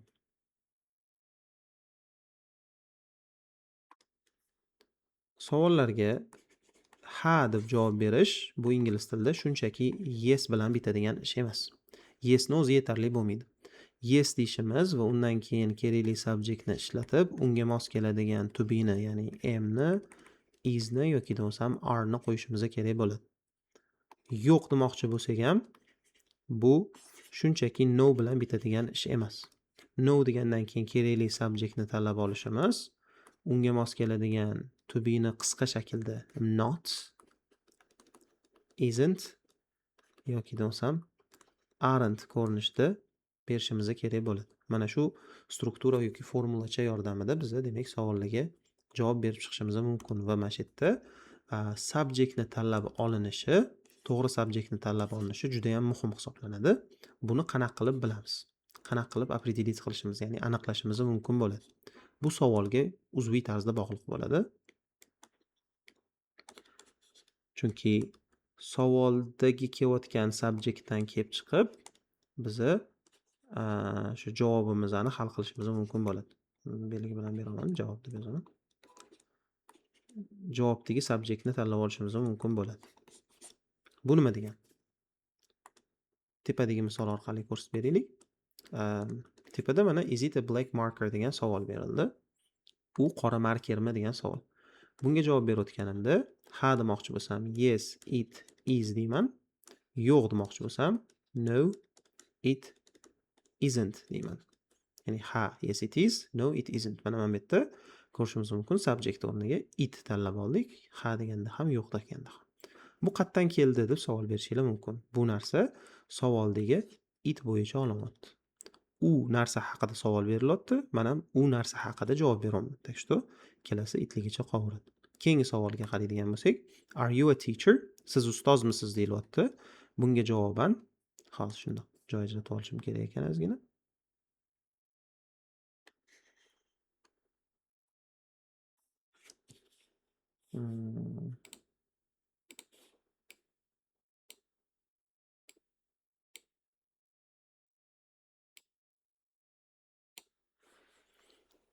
Tayyor.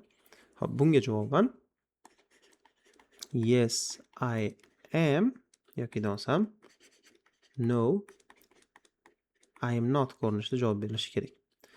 Endi aytishingiz mumkin, qayerdan kelib qoldi I? Savolda I yo'q edi-ku, savolda you kelgandi-ku. Nega javobda I deb ishlatyapsiz ustoz deyishingiz mumkin. Buni sababi juda ham oddiy. Siz haqingizda savol berilganda javobda siz o'zingiz haqingizda gapirasiz. Demak, kimdir menga siz ustozmisiz desa, men ha, men ustozman deyishim kerak bo'ladi. O'shaning uchun siz bilan berilgan savol asosan men orqali savolga men orqali javob berilishi kerak bo'ladi. Va bu bo'yicha sizlarga tayyor shpargalka berishim mumkin. Mana savolda subject o'rnida you kelgan bo'lsa, javobda subject o'rnida qo'rqmasdan ko'pgina holatlarda I ishlatishingiz mumkin. Ba'zida we kelib qolishi mumkin bo'ladi. Ya'ni sizlar deb savol berilgan bo'lsa, we ya'ni bizlar deb javob berish mumkin, lekin baribir asosan bir 90%, 70% holatlarda siz haqingizda birlikdagi shaxsga nisbatan berilgan bo'ladi savol, shuning uchun I bilan javob beriladi. Xo'p, savol uchinchi shaxs birlik shakllarini ishlatadigan bo'lsa, ya'ni he bilan yoki bo'lsam she bilan yoki bo'lsam it bilan keladigan bo'lsa, javob aynan shularni o'zi bilan beriladi. He ga he bilan, she ga she bilan, it ga it bilan. Hech qanaqangi o'zgarish bo'lmaydi. Bu yerda hushyor bo'linadigan narsa, savolda ba'zida he, she, it kabi so'zlar emas, balki otlar ishlatilishi mumkin. Masalan, savolda Sarah kelishi mumkin. Savolda Sarah haqida bo'lishi mumkin. Sarah so'zi kelishi mumkin. Shunda javobda nima berishimiz kerak bo'ladi?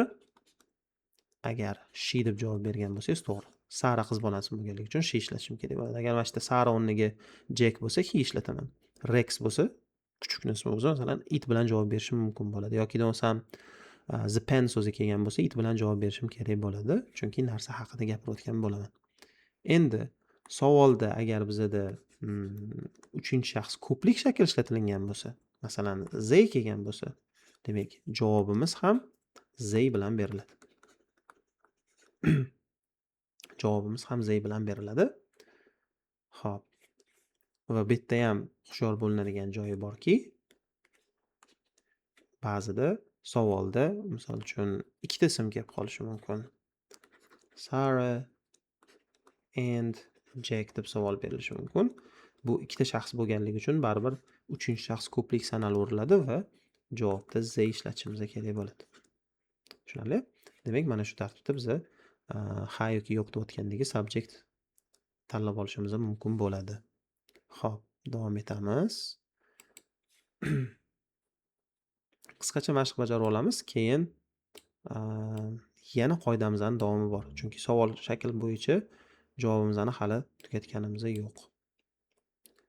Mavzuyimizni hali tugatganimiz yo'q, aniqroq aytadigan bo'lsam. Mashq bajaramiz. Xo'p. Birinchisida complete the sentence with the correct form of verb to be, ya'ni to be fe'lini to'g'ri shakli bilan gaplarni to'ldiring deyapti. Ya'ni to be fe'lini to'g'ri shakli bu yoki am, yoki is, yoki are hisoblanadi. Va biz aynan shulardan birini qo'ygan holatda bu yerdagi gaplarni to'ldirib chiqishimiz kerak. Birinchi gapimizda your name, bu ko'p eshitganmiz. What is your name deb so'ralishi kerak bo'ladi. Where you from, bu where are you from bo'lishi kerak bo'ladi. Keyingisi mana subject o'rnida you turibdi, demak savolga are qo'yishim kerak. Are you Spanish bo'ladi. Subject o'rnida it turibdi, demak is qo'yishim kerak bo'ladi. Is it Monday today bo'ladi. Va oxirgisida ko'pchilik mana shu joyda chalg'ib are qo'yib qo'yadi, lekin bilinglar, are bizda hozir xato bo'ladi. Agar are ishlatgan bo'lsanglar, chunki bu yerga to'g'ri javob is bo'lishi kerak. Nega? Chunki bizda subject o'rnida your teacher kelyapti. Teacher so'zi ustoz bo'lib birlikni ifodalaganligi uchun is bilan ishlatiladi. Your so'zicha deydigan bo'lsanglar, biz birinchi unitda o'rganganmiz. You va your so'zlari bular bitta narsa emas, bular boshqa so'zlar. Your so'zi kelganda undan keyin обязательно ot ishlatish kerak bo'ladi va to be mana shu otga qarab qo'yiladi. You da u da to'g'ri. Hech qanaqa savollarsiz bemalol ar ishlatishingiz mumkin. Lekin your bilan kelsa, mana bu otga qarab ba'zida is, ba'zida are ishlatilishi mumkin bo'ladi. Shu narsani yodingizdan chiqazmanglar. Shu qoida asosida teacher so'zi birlikda kelganligi uchun is berilishi kerak edi. Mana shu qisqacha mashq bajarish bo'ldi. Endi qoidani davomini o'rganamiz va bizda mavzuyimiz WH questions with to be bo'ladi. WH questions with to be. Ya'ni to be fe'li bilan keladigan WH savollar.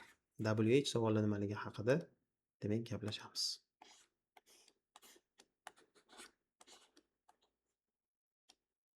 Xo'p, joy bo'shatib olaman. Va boshladik. Ba'zida savolda kim, nima, qachon, qayerda,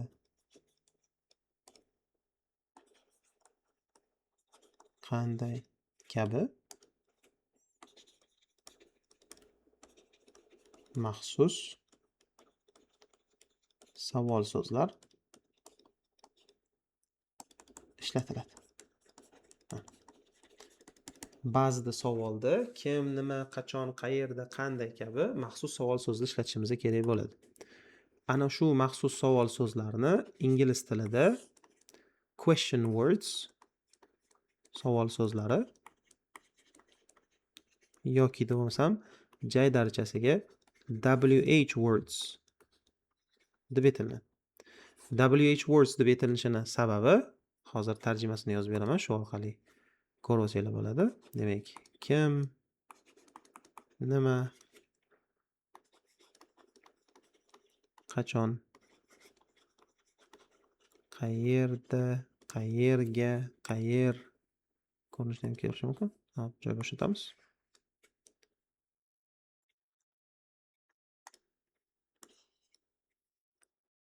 Qayerda, qanday kabi savollar bo'ladigan bo'lsa, savol so'zlar bo'ladigan bo'lsa, bu ingliz tilida quyidagi ko'rinishda bo'ladi. Kim, who, nima, what, talaffuzni ham yozib ketaman bo'ladi to'la. Who, what, qachon, when, qayer, qayerda, qayerga, where va qanday so'zi how bo'ladi. How. Mana shu yerda ko'rishimiz mumkin. Savollarimizning asosiy qismi WH so'zi bilan boshlanadi. Endi how so'zi ozgina исключение sifatida ko'rilishi mumkin. O'shaning uchun ham jay darajasiga qilib WH words deb aytamiz bularni. Demak, ba'zida savolda aynan shu kim, nima, qachon, qayerda, qanday kabi so'zlarni ishlatishimiz kerak bo'ladi. O'zbek tilida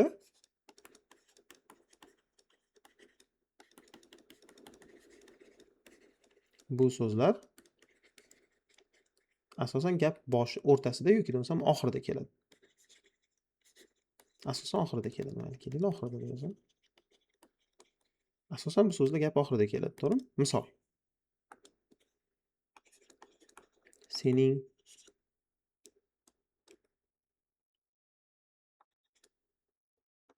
sening ustozing kim deyishim mumkin. Kim so'zi gap oxirida kelyapti. Yoki bo'lmasam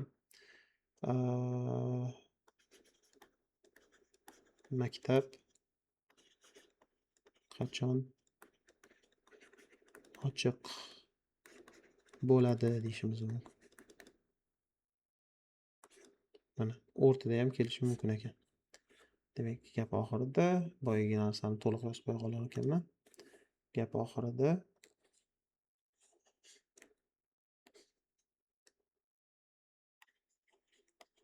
yoki o'rtasida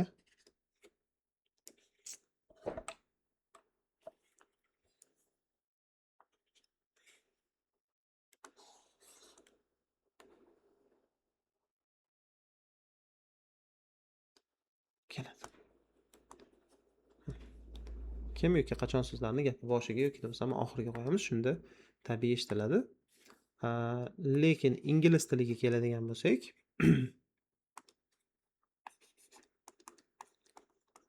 lekin ingliz tilida bu so'zlar gap oxirida kelishi kerak. Voy, men bor uzr so'rayman. Gap boshida kelishi kerak bo'lishi kerak edi. Men bor uzr. Ozgina shoshilyapman chunki darsimizning soati juda ham cho'zilib ketyapti. Hozir o'zida biz 1 soat 19 minut yozib qo'yamiz. Meni hozirgi soatimga keladigan bo'lsak, kechki 11 bo'ldi. Shunaqa vaqtda yozib o'tiraman. O'shaning uchun ozgina charchadim. Charchoq natijasida, kechki soat natijasida ba'zi so'zlarda adashib ketayotgan bo'lsam, uzr so'rayman. Xo'p, ingliz tilida bu so'zlar gap boshida kelishi kerak dedik. Shunda boyagi formulamizni eslaydigan bo'lsak, bizada savol shaklida gap boshida to be, keyin subject, keyin object kelyotgandi. Biz bu narsani sal o'zgartirib gap boshiga WH so'zini qo'yishimiz mumkin. WH so'z har doim ham ishlataverilmaydi. Ba'zida o'sha kim nima qachon kabi so'zlar ishlatilayotgan bo'lsa, o'shanda ishlatiladi va ular gapni boshiga qo'yib olishimiz kerak bo'ladi. Xo'p. Tepadagi gaplarni, ya'ni sening ustozing kim, maktab qachon ochiq bo'ladi kabi so'zlarni o'zbek tiliga tarjima qilamiz.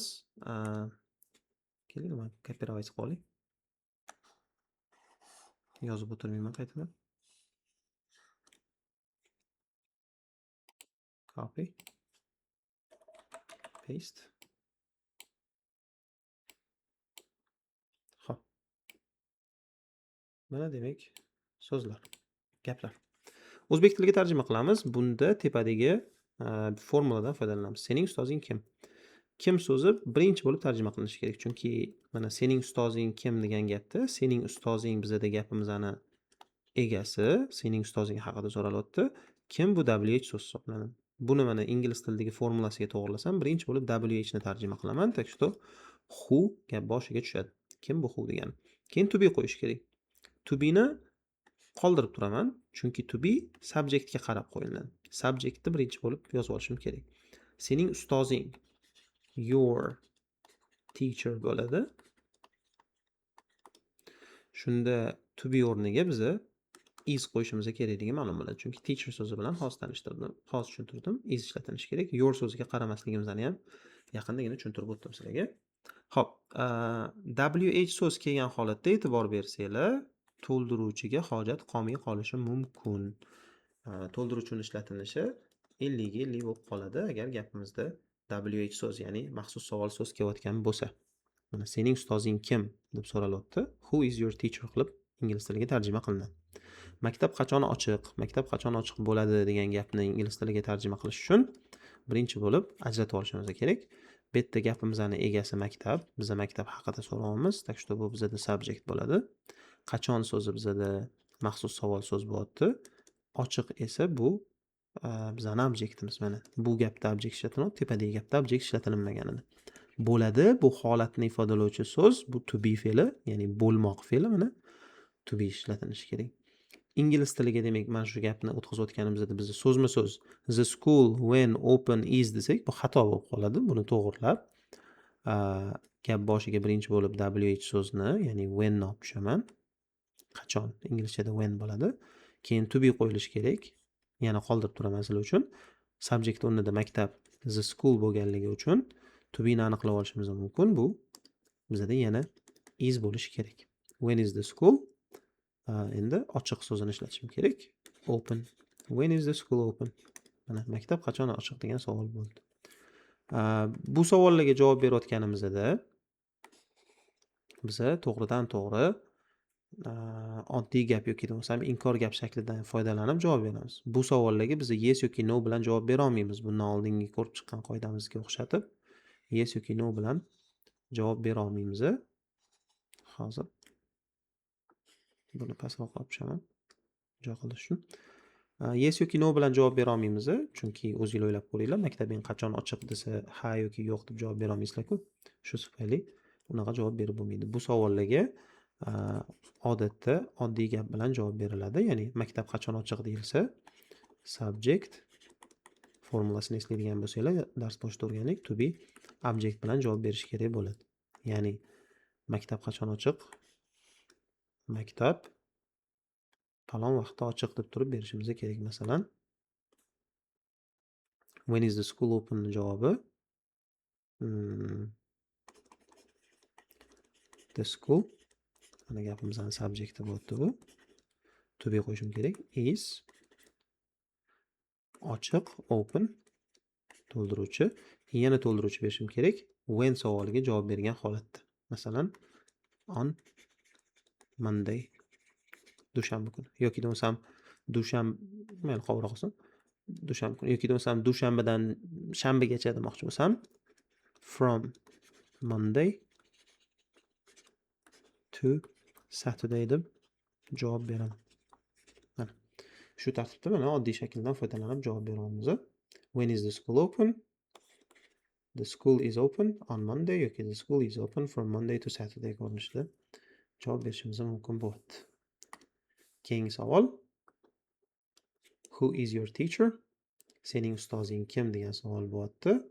Bu savolga o'zingizlar kommentariyada javob yozib ketinglar.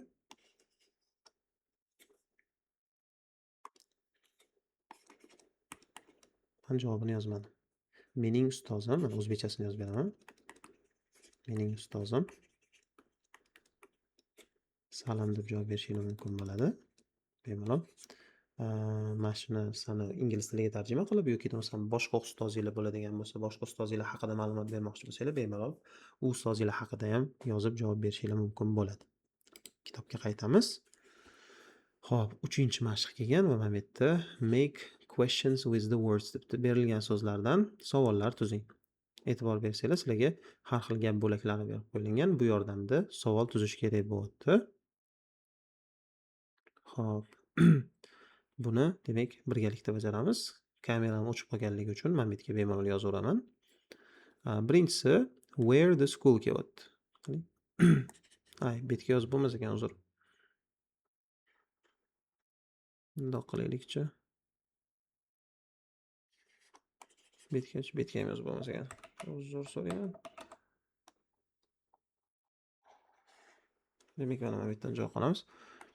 Birinchisi boyga o'rganilingan formulalar asosida sizlar savollar tuzib chiqishinglar kerak. Ikkitasini misol tariqasida ko'rsatib beraman, qolganlarini o'zingizlar bajarasizlar.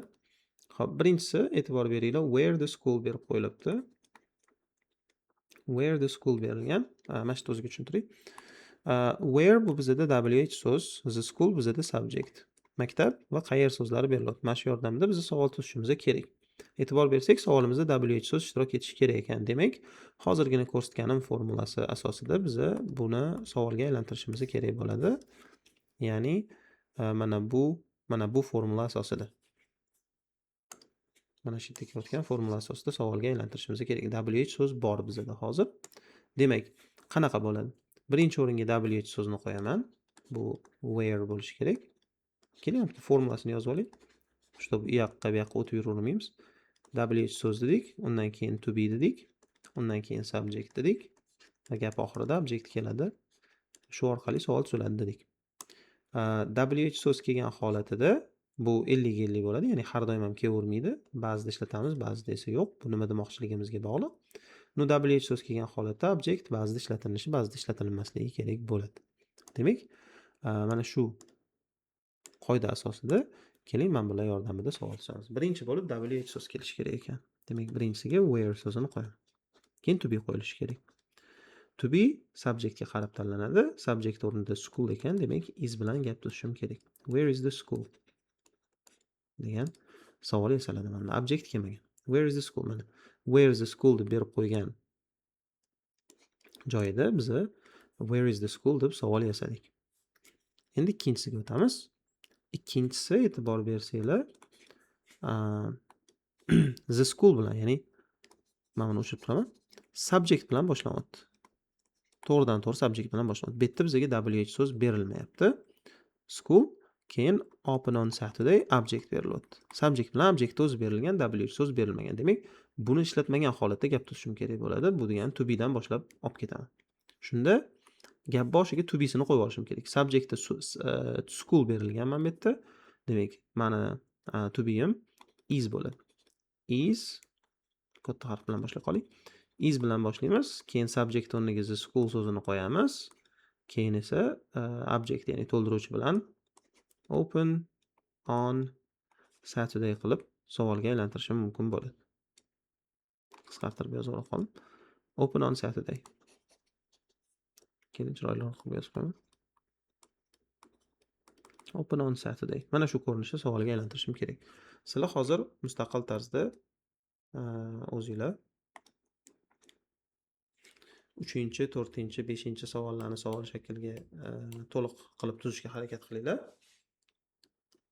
Pauza qilgan holatda, keyin hozir davom ettirib qolganlarni ham tez-tez tuzib tashlayman. Sizlar o'shanga qarab tekshirib olishingiz mumkin bo'ladi. Xo'p, 3-chisi. bajarib bo'lgan bo'lsanglar bemalol davom ettirishinglar mumkin.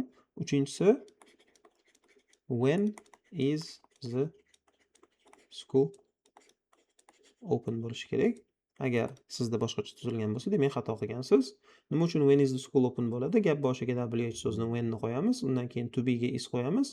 Subject o'rnida the school turibdi, object open so'zi bo'lyapti. When is the school open degan savol yasaladi. To'rtinchi shaklida where is the teachers from berilgan. Buni where are the teachers from ko'rinishida where are the teachers from ko'rinishida savol gapga aylantirishimiz kerak bo'ladi. Xo'p, nima uchun where? Chunki savol gapda boshida WH so'z kelishi kerak where bo'lib, keyin to be are berilyapti, keyin subject the teachers bo'lyapti. Teachers so'zi ko'plikda bo'lganligi uchun are bilan gap tuzyapmiz. Keyin from object sifatida qo'yilyapti bizda. Tushunarli?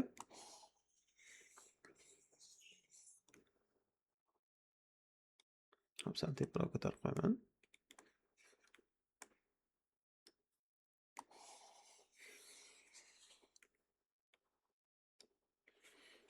Xo'p, davom etamiz. 5-savol. Bu ham WH so'z yordamida ekan. WH ga bizga who berilyapti. Who is the director qilib savol tuzilishi kerak edi. Who is the director? Direktor kim degan savol bo'ladi. 6-si e'tibor bersak, 6-savolda bizga hech qanaqa berilmagan, WH so'z berilmagan. Demak, ikkinchisiga o'xshatib oddiy tuzishimiz kerak edi. Va bunda is the director from Vietnam degan savol yasaladi. Is the director from Vietnam bo'ladi. 7-si where is the director from ko'rinishida savol berilishi kerak bo'ladi. Mana shu tartibda 7 ta savolni tuzib olishimiz kerak. Keyingi mashqqa o'tamiz. Bu bizda 4-mashq bo'lyapti. Work in pairs, look at the information about Hanoi UNIS, ask and answer the questions in exercise 3. Ya'ni guruh bo'lib ishlayapti. Pastdagi ma'lumotga qarang. Hanoi UNIS maktabi haqida va savollarga, 3-mashqda tuzgan savollaringizga javob bering deyapti. Shu narsani birgalikda bajaramiz. Xo'p. Birinchi savolimiz bizda where is the school? Maktab qayerda degan savol edi. United Nations International School in Hanoi, Vietnam. Demak, bu maktabimiz Vietnamdagi Hanoi degan shaharda ekan. Bunga javoban where is the school savol berilgan bo'lsa, men to'liq javob berishim kerak bo'ladi va bunda subject to be object qilib olib ketaman. Xuddi men bu yerda qoidada tushuntirib berganim singari. Savol to'liq berilsa, javobda affirmativda javob berish kerak bo'ladi deb tushuntirdim hozirgina. Shu asosida mana where is the school javobi it is in Hanoi bo'lib ketadi.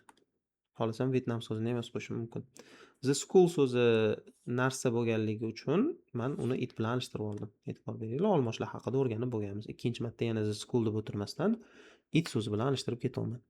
Keyingi savol. Is the school open on Saturday? Maktab shanba kuni ochiqmi degan savol bo'lyapti. Xo'p. Open Monday to Friday. Dushanbadan jumagacha ochiq bo'lar ekan. Shanba kuni ochiqmi? Yo'q. Bitta men qisqa javob beraman. Chunki savolimda WH so'z ishtirok etmagan. Demak, men ha yoki yo'q deb javob berishim kerak. Bitta no bo'ladi. No, it isn't. Mana subjectga it tanladim chunki savolda the school haqida so'ralyapti. Javobda yana it qilib beraveraman. No, it isn't bo'ladi. When is the school open? Maktab qachon ochiq degan ekan. Hozirgina o'qidik. It is open. U ochiq. Monday to Friday. Dushanbadan jumagacha.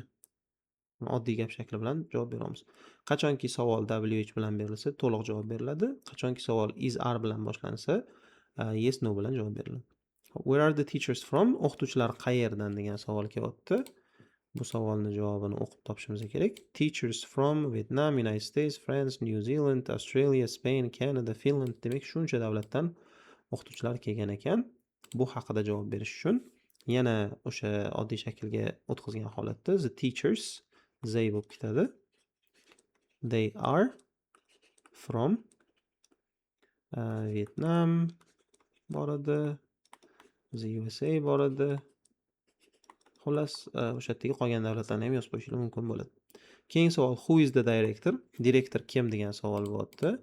Direktor kimligi haqidagi ma'lumotni o'qiymiz. Direktor bizada demak Alan Cooper ekan.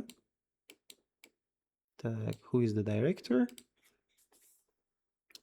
Alan Cooper o'g'il bolaning ismi bo'lganligi uchun he is Alan Cooper deb javob beraman. Xo'p, is the director from Vietnam? Direktor Vietnamdanmi degan savol bo'lyapti. Qaraymiz. Alan Cooper angliyalik ekan, так что yo'q deb javob berishim kerak. Yana ta'kidlab o'taman, savolda WH so'zi yo'q, shuning uchun oddiy qilib no, he isn't qilinadi. Where is the director from? Direktor qayerdan? U Angliyadan edi. Так что he is from England ko'rinishida javob berish kerak bo'lardi. Agar shunaqa javob bergan bo'lsangiz, to'g'ri. Mana shu bajargan mashqimiz bo'yicha xulosa yozib qo'ymoqchiman.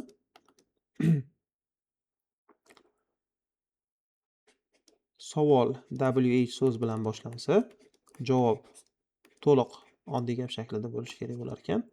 Savol to be bilan boshlanadigan bo'lsa, demak javob yes yoki bo'lmasam no bilan berilishi kerak bo'lar ekan.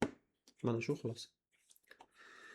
Xo'p, davom etamiz va bu yerda functional language da saying goodbye, xayr deb aytish, see you orqali xayrlashishni o'rganamiz hozir va English around you the classroom. Atrofimizdagi ingliz tilida sinf xonasi va sinf xonasida ishlatiladigan gaplar haqida o'rganishimiz kerak bo'ladi. Doskaga o'tamiz va aynan shu mavzularni ko'rib chiqamiz. Yakınlashtirib olaman. Xo'p. Birinchi bo'lib xayrlashish bilan boshlaymiz. Goodbyes. Xayrlashishlar. Birinchi unitda, birinchi darsda esingizda bo'lsa, bye yoki goodbye orqali xayrlashishni o'rgangandik. Bugun uni sal yuqoriroq darajaga olib chiqamiz va see you iborasini ko'rib chiqamiz. See you talaffuzni ham yozib qo'ya qoling. See you bu ko'rishguncha degani. Ko'rishguncha degani va buni biz har xil tuslarga o'zgartirishimiz mumkin bo'ladi. Masalan, see you later deyishimiz mumkin. Later degani kechroq degani. Так что see you later bu kechroq ko'rishguncha degan ma'noni beradi. Keyingi so'zimiz bu see you, keyingi variantimiz to'g'ri bu see you on deb turib qanaqadir kun berishimiz mumkin. Masalan, sizlar bilan keyingi bugun chorshanba bo'lsa, keyingi darsimiz juma kuni bo'ladi. Endi siz tomosha qilayotganingizda bu boshqa kunga to'g'ri kelishi mumkin. No, juma kuni ko'rishguncha demoqchi bo'lsam, see you on Friday deyman. See you on Friday, ya'ni juma kuni ko'rishguncha degan ma'noni bizga beradi ushbu xayrlashish yo'li. Mana shu orqali xayrlashishimiz mumkin. Keyingisiga o'tib ketamiz. In the classroom, ya'ni sinf xonasida ishlatiladigan 4 ta frazamiz bor. O'sha frazalarni sizlarga yozib beraman. Bularni yaxshilab yodlab olishingiz kerak bo'ladi. Birinchisi bu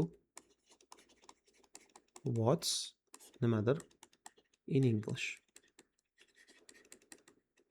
Mana bu bo'sh o'ringa sizlar qaysi so'zni inglizcha tarjimasini xohlasanglar, o'sha so'zni yozishingiz mumkin. Masalan, atrofingizda turgan biror bir narsani inglizchasiga aytmoqchisizlar, lekin o'sha so'zni bilmayotgan bo'lsanglar, masalan, aytaylik, men oldimda kolonka turibdi. What is kolonka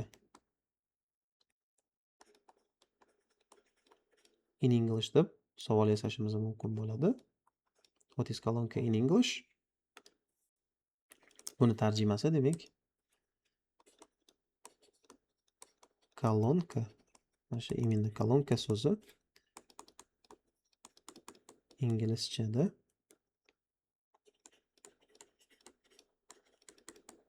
nima bo'ladi degan savol hosil bo'lyapti bizda. Kolonka inglizchada nima yoki kolonka inglizchada nima bo'ladi degan savol hosil bo'lyapti ushbu struktura orqali. Ikkinchi bizga kerak bo'ladigan fraza bu how do you spell it? How do you spell it? Ya'ni tarjimasi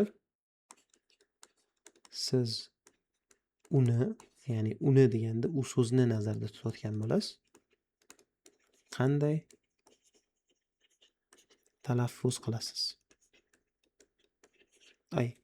Uzr so'rayman. Qanday harflaysiz degan. Siz u so'zni qanday harflaysiz? Masalan, tasavvur qiling, what's kolonka in English dedingiz. Men aytdim, it's a speaker. It's a speaker dedim. Ya'ni speaker bo'ladi dedim. Endi speaker so'zini siz yozilishini bilmasangiz, mendan how do you spell it deb so'raysiz. Men keyin sizga S P E A K E R ko'rinishda harflab aytaman. Shu orqali daftaringizga yozib olishingiz mumkin bo'ladi. Yoki bo'lmasa ustozingizdan shu narsani so'raysiz. Ustozingiz sizga aytgandan keyin u narsani yozib olishingiz mumkin bo'ladi. Xo'p, dalshi davom etamiz. How do you spell it bo'lgan bo'lsa, keyingi savolimiz mana shunga juda ham o'xshashib ketadi.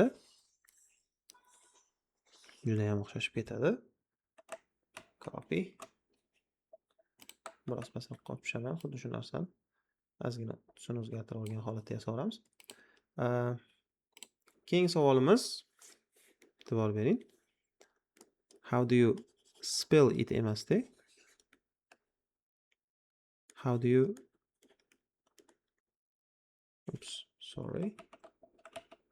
How do you pronounce it bo'lib ketadi. Ya'ni how do you pronounce it degani siz uni, ya'ni o'sha so'zni qanday talaffuz qilasiz degan ma'noni beradi.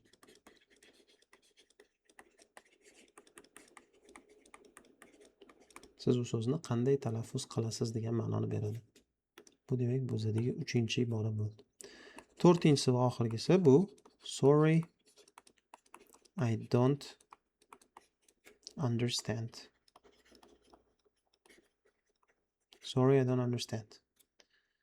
Xo'p, ozgina o'roqqa surib olaman, chunki yozuvlarim bor edi meni. Esimdan chiqib ketibdi. Xo'p. O'sha yozuvlar bilan qovushib qolmasligiga, qapishib qolmasligi uchun ozgina bu yoqqa surib olaman. Sorry I don't understand degan iboramiz bor. Bu tarjimasi uzr tushunmadim degani.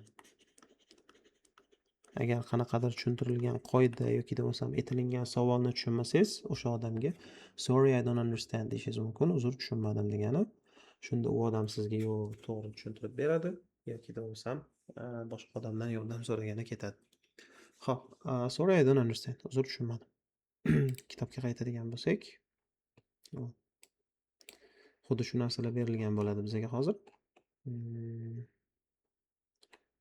Mana what's in English, how do you pronounce it, how do you spell it, sorry I don't understand. Bularni hammasini sizlarga tushuntirib aytib bo'ldim. Reviewga o'tamiz.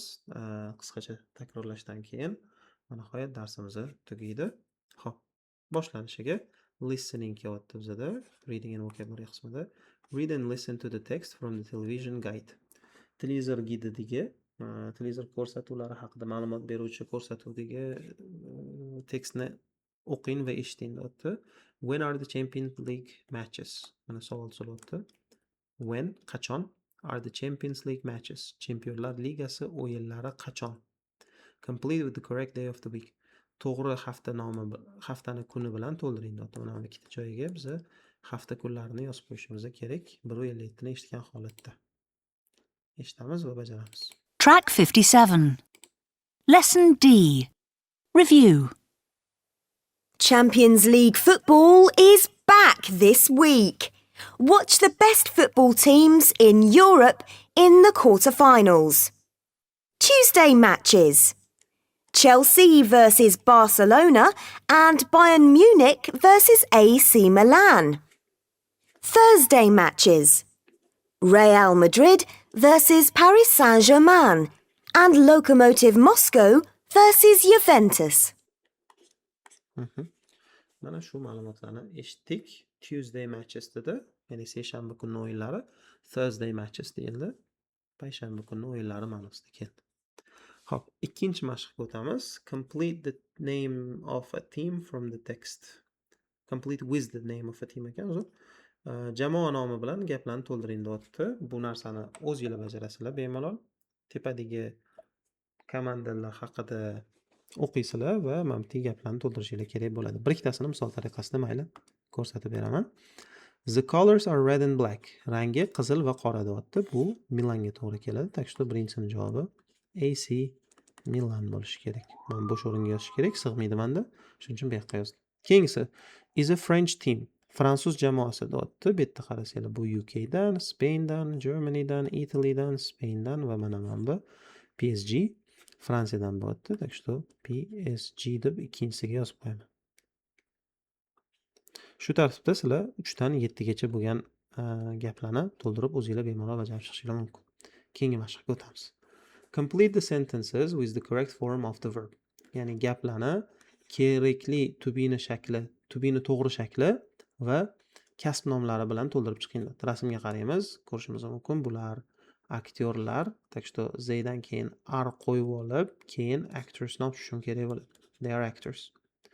Qolganlarini o'zingiz bemalol bajarishingiz mumkin. Videoni pauza qolgan holatda keyin men bilan birga tekshirib olasiz. Xo'p, keyingisi she is a teacher bo'ladi. U o'qituvchi, aktyor ishlatiladi, teacher ishlatiladi. O'chirib tashlaman bu yerdan. They are students bo'ladi. Ular o'quvchilar. Students ishlatiladi. Keyingisi she is bo'ladi. A firefighter.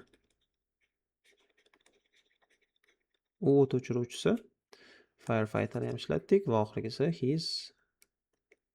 he is a taxi driver. Taksi haydovchisi. Ko'rinishida to'ldirishimiz kerak edi. Agar shunaqa qilgan bo'lsanglar to'g'ri. Eshitib tekshirasizlar, gaplarni contraction, ya'ni qisqartmalar orqali praktika qilasizlar deyapti. Ya'ni they are actors emas, they are actors. She's a teacher. They're students. She's a firefighter.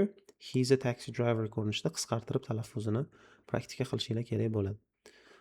Yana ham praktika uchun mana bu matnni bekitib turib, aytishinglar mumkin bo'ladi. O'zingizlar rasmdan kelib chiqib mustaqil gapirib o'tgan bo'lasizlar. Davom etamiz. Mana bu yerda grammatika bo'yicha yana bitta mashq kelgan. Shuni bajarib, o'sha darsimizni tugatamiz. Chunki pastdagisi bu o'yinni bajarish uchun bizga guruh kerak. Bizda esa guruh yo'q. Shunchaki qoldirib ketaveramiz. Xo'p, are you Italian? Savoliga bu yerdan javob topishimiz kerak. Are you Italian? Javobda you bilan savol kelsa, I bilan javob kelishi kerak. Demak, bizda I am not. I am from Spain degan javob qo'yapti. See you. Is he a teacher? U o'qituvchimi? He haqida savol kelyapti. Javob ham he haqida bo'lishi kerak. Yes, he is bo'lar ekan. Ikkinchisi I. C'ni ishlatdik, I'ni ishlatdik. Are the police officers there? Politsiya ofitserlari o'sha yerdami? Officers ko'plikda kelganligi uchun biz javobni they bilan berishimiz kerak bo'ladi. B 3 ga javob bo'ladi. Is she a doctor? U doktormi? She bilan savol kelyapti. She bilan javob berilgan joyini topaman. No, she isn't. She's an ambulance driver. D bo'ladi. Is it Monday today javobi? Yes, it is bo'ladi. A bo'ladi. Mana shu tartibda bajarilishi kerak mashqimiz. Shu bilan bugungi darsimizni tugatishimiz mumkin. 3-unit mavzusi shu bilan yakun topadi. Bu yerda juda ham asosiy narsalarni o'rgandik. Ularni albatta takrorlaylar, mustahkamlaylar, ustida praktika uchun ishlaylar. Qanaqadir savollar bo'ladigan bo'lsa, bemalol kommentariyada so'rashingiz mumkin bo'ladi. Buguncha shu yerda tugatamiz. E'tiboringiz uchun kattakon rahmat va sodir bo'lgan texnik muammolar uchun uzr so'rayman. Bu darsimizdagi qaysidir ma'noda xalaqit berib qo'ygan bo'lsa, ma'zur tutasizlar. Keyingi safardan shunaqangi muammolarga duch kelmaslikka astoydil harakat qilaman. Rahmat kattakon.